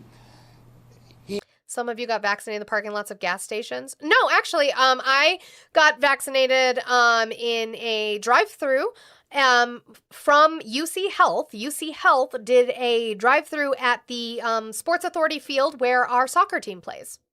That's where they were. They also did testing there as well, and me and my children got tested multiple times when we would show up sick, and guess what? We were negative. So, interesting. Anecdotals don't seem to work, do they? He admitted on the phone that it all happened. It's not supposed to stop transmission, Casual Mike. It's supposed to reduce the spread. You guys don't understand science. Please read these studies. Happened during the Biden administration. Since I've been in office, since President Trump's been in office. Ryu, if it starts with like NIH or, PBI, then I would read it. There's been a 0.1% diminishment. We are actually restoring faith in the public health agency, so people will take our advice. And our advice is that people should get the measles vaccination. There are certain communities and certain religious. So now you were still sick. It just wasn't COVID. You probably ran and got a shot for that also. No, because you don't get a shot for the common cold. You can get your flu shot, which we did. Yeah, you're still going to get sick. Like, your immune system is a thing. We just wanted herd immunity. And at the time, my children, more often than not, when we showed up to Sports Authority field parking lot, it was because of testing for my children who both have asthma and eczema, and we're not able to have a vaccine because there was no vaccine approved for them yet. Do we not remember the history of this? I think we just have to keep going through the history of COVID. Communities that won't do that, and we want. There are common cold shots. What are they called? Name me one. To take care of those kids as well. So, Mexico. Who said that, Dennis? Sorry, I'm sorry. They bother me. I hate anti-vaccine people. They're dumb. Has 11 times the amount of measles. So, let me go back a little bit, because what RFK Jr. is now going to do is pivot away from the 2 deaths most likely attributed to this, to unvaccination, which doesn't help that we have an administration with this rhetoric, okay? And so what he's going to do is what Blue has told us is jingoism, which is suck it up, buttercup, it could be worse. Just communities that won't do that, and we want to take care of those kids as well. So, Mexico has 11 times the amount of measles cases as we do. Canada has 4 times the amount of measles cases. Britain has 2 times. We've done it. The common cold is coronavirus. Okay. But anyway, the UK has more cases than we do. What does that have to do with people dying in our country? That's not my problem. The UK can handle theirs. They have their own health agency to handle theirs. We have people dying. We have children getting sick with measles, which we eliminated in 2000. So obviously we're having a problem. I don't want to worry about other countries. I want to fix it here. Every place there's been a measles outbreak, I've sent the CDC in to cooperate with the state health agencies, and we've brought it to an end overnight. The only state that won't. No, they didn't prove the mask didn't do anything. What they found is that the N95 was going to be more effective than a regular mask, but that a regular mask was still going to be more effective than not wearing one at all, right? Because when you talk and if you breathe out of your mouth, you have droplets that come out, and that's what you were trying to protect, right? That's why surgeons wear surgical masks. That's why you have N95s, is you're trying to protect droplets from getting out into the air. So it didn't say they weren't effective. It's just saying N95s were more effective than regular masks. Yeah, a scarf would have been better than nothing. That's what they said. Cooperate with us is Pennsylvania, and we can't get any information. Coronavirus is something which actually this attributes to our point. Coronavirus is something we have studied for decades. That is why COVID was novel. Although COVID itself is coronavirus, right? The version that we had, the mutation we had was novel. Like, Jesus Christ, you guys don't fucking read. Hi, Ruben. Bye, Ruben. See you later. The press is all covering this as if those measles deaths actually happen, but nobody's doing the a little bit of critical inquiry to find out. We're trying to figure out whether, who those deaths were and whether they actually happened, and we can't figure that out yet. We can't figure it out yet. They were unvaccinated. That's the reporting that we're getting. Now, him and Dr. Oz. I don't have the Dr. Oz clip, but Dr. Oz has come out and said, well, we need to investigate if they actually were unvaccinated. They were. Last thing that I have is Dr. Oz. Actually, he went on with Margaret Brennan and was asked about the MMR and whether it's lethal. Because remember, Donald Trump is trying to claim that giving the MMR together is lethal. So she's trying to get him to combat that. He does. He disagrees with the president, just like Jay Bhattacharya did, just like all health organizations have. They disagree with the president that the MMR vaccine given in totality is lethal. Let me ask you about something else, and that's keeping people healthy. The CDC released new numbers last week showing 92% of the nation's kindergartners were vaccinated from measles in the last school year, but that's below the 95% herd immunity. Where'd you send the link? From the CDC? Because I don't see it in the chat unless I missed it. Unless you texted it to the number. If you see the number on the screen as well, that is not my personal number. I'm not going to text you back from it, but you can text the link to that number that's up there so then I can have it, because I don't see it in the chat. Like I literally, and that could just be YouTube blocking it. So, but I would again like to read it. Threshold. Now, the administration has started really encouraging people to get the MMR vaccine. You've sent it 4 times, so then it's YouTube blocking it. Yeah, it's YouTube blocking it. If you want to text it to that number on the screen, then I'll get it. President Trump also said this. Take a listen. In 3 separate vaccinations given at separate times. Together, there could be a possibility they're quite lethal, and separately, it looks like they are not at all lethal, but just very effective. So the MMR, we want to have separate visits, separate times. The president twice said the shot may be lethal. Do you want to clarify that? We want patients to get the treatments that their doctors are recommending to them, but we also want parents to have the autonomy to decide what their kids receive. My job at CMS, on the MMR vaccine, but all the vaccines. My job is to pay for the vaccines. But he said it was the MMR vaccine. He used the term lethal. That's what I'm asking you to clarify. The president wants Americans, and he said this. Cool, I don't care what he wants. Stop fucking glazing his taint. Nobody fucking cares. He said multiple times that the MMR vaccine is lethal. What do you have to say about that, doctor? Because you're an actual fucking doctor. Many times to get vaccinated as their doctors recommend, as long as they have a choice in the matter. The challenge we're running into is that many states have not clarified that, and actually it's harder for parents to ask these difficult questions. And Margaret, here's the real issue. The MMR vaccine is not offered in 3 separate shots. Merck, which produces it, said they couldn't offer that for another 10 years. Currently, it is only offered as a single shot. The president called that single shot lethal. Do you want to clarify that? The MMR vaccine is not a lethal vaccine, and it is. Oh, okay. My work is done. That's it. That's all we needed to know. Thank you. Do you want to clarify that? The MMR vaccine is not a lethal vaccine, and it is offered in other countries, the measles in particular, separately, like in Japan. And they had problems with it in Japan once they started separating things out. Well, which we covered last week or the week before, where Japan did separate it, and then they had an increase in rubella cases specifically. That's in the and it's increased costs. So for like the vaccine, yeah, Z-Spark, there's that. Vaccines for Kids program that you run for low-income kids. What is it going to do to them? We're going to pay for the vaccines no matter what. The question, again, this comes back to a much more fundamental issue, Margaret. Do parents have the right to ask questions? We already experienced what happened during COVID when we took away that right from parents. They were forced to give their kids COVID vaccines. They were forced to give their kids. Well, they were pushed hard. Thank you, Gravy. I have it. It's in my text. I will read that on my list for tonight or this weekend. Thank you. Hard and oftentimes hindered from doing what they wanted to do, like going out socially, if their kids were not included in these programs. What we should, as a nation. No, show me where. See, elusive. Show me where Dr. Fauci said that. You guys just fucking make shit up. You fucking make shit up. Yeah, you got it, Gravy. I got it. Thank you for going to that work to get it done, because I know YouTube blocks links. No, of course, it's not up to the state. It's not up to the federal government. It's up to the states. States do this. Right. The request of the president is to make sure that states offer parents either eligibility because of religious beliefs or other reasons why they may not want to have their kids take all the vaccines in order. Let's pick Sure, parents might not, but there's also parents who don't want to teach their kids math. I don't think that we should go off of parent choice here in regards to public health. Okay? Public health.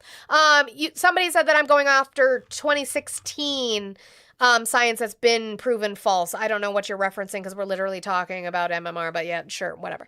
Yeah, there you go. I just want to believe the things that I say. Why don't you just let me believe the things that I say? What are you waiting for? What do you want me to do, Pengy? I mean, what am I waiting? I know you're on my side, but like, what do you want? What do you want me to do? You just read the headline out loud. I can't bring it up on that one. In Chicago. Sure, that's not the entirety. Hold on. I need to copy the link because I don't like it on this one. Yeah, and I'm also not a headline hoochie. I would prefer to read things. So this is a presser. No, it's not a presser. Measles, highly contagious. Also, this outbreak underscores the need to ensure high vaccination coverage among communities residing in congregate settings. Which was my whole point. That was my point. Sure. Why don't we offer, okay. But again, you can't correlate that to the entirety of measles outbreak in the United States. Is it connected? Sure. That's not what I'm asking for. I'm asking for a correlation to the entirety. And what I would say is, why don't we offer vaccinations for immigrants that we are coming across? Why don't we offer that?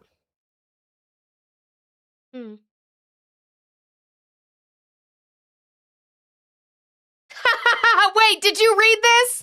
You didn't fucking read this, did you? Measles was declared eliminated from the United States in 2000. However, with ongoing global transmission, infections in the United States still occur. Although persons in the community affected by this outbreak had recently arrived in the U.S., the index patient's arrival in Chicago months before illness onset suggests that the disease was acquired locally. Did you fucking read it? Why can't you guys fucking read? Every damn day.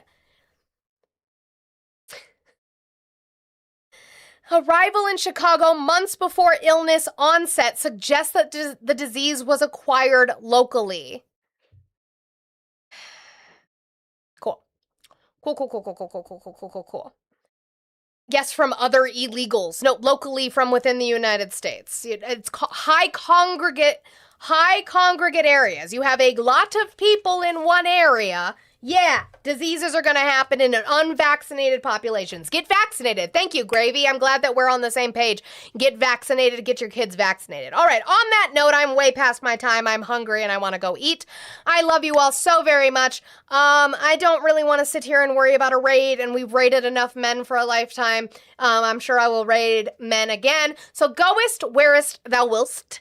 And I love you all so very much. We didn't quite knock out the goal today, but I do appreciate every single one of you who donated to get us down to where we were. It means so much to me. I will be back tomorrow, Friday, at 9 a.m. Mountain Time, whatever time that is for you, and we will be back on for our 3-hour-long show. Tomorrow, I will let you guys know, because I think I will still go live on Monday, but I will be late. I have my dental cleaning, my 6-month dental cleaning. Take care of your teeth as well. So I will see you guys tomorrow. I hope you all have a wonderful rest of your day. Let me get rid of YouTube.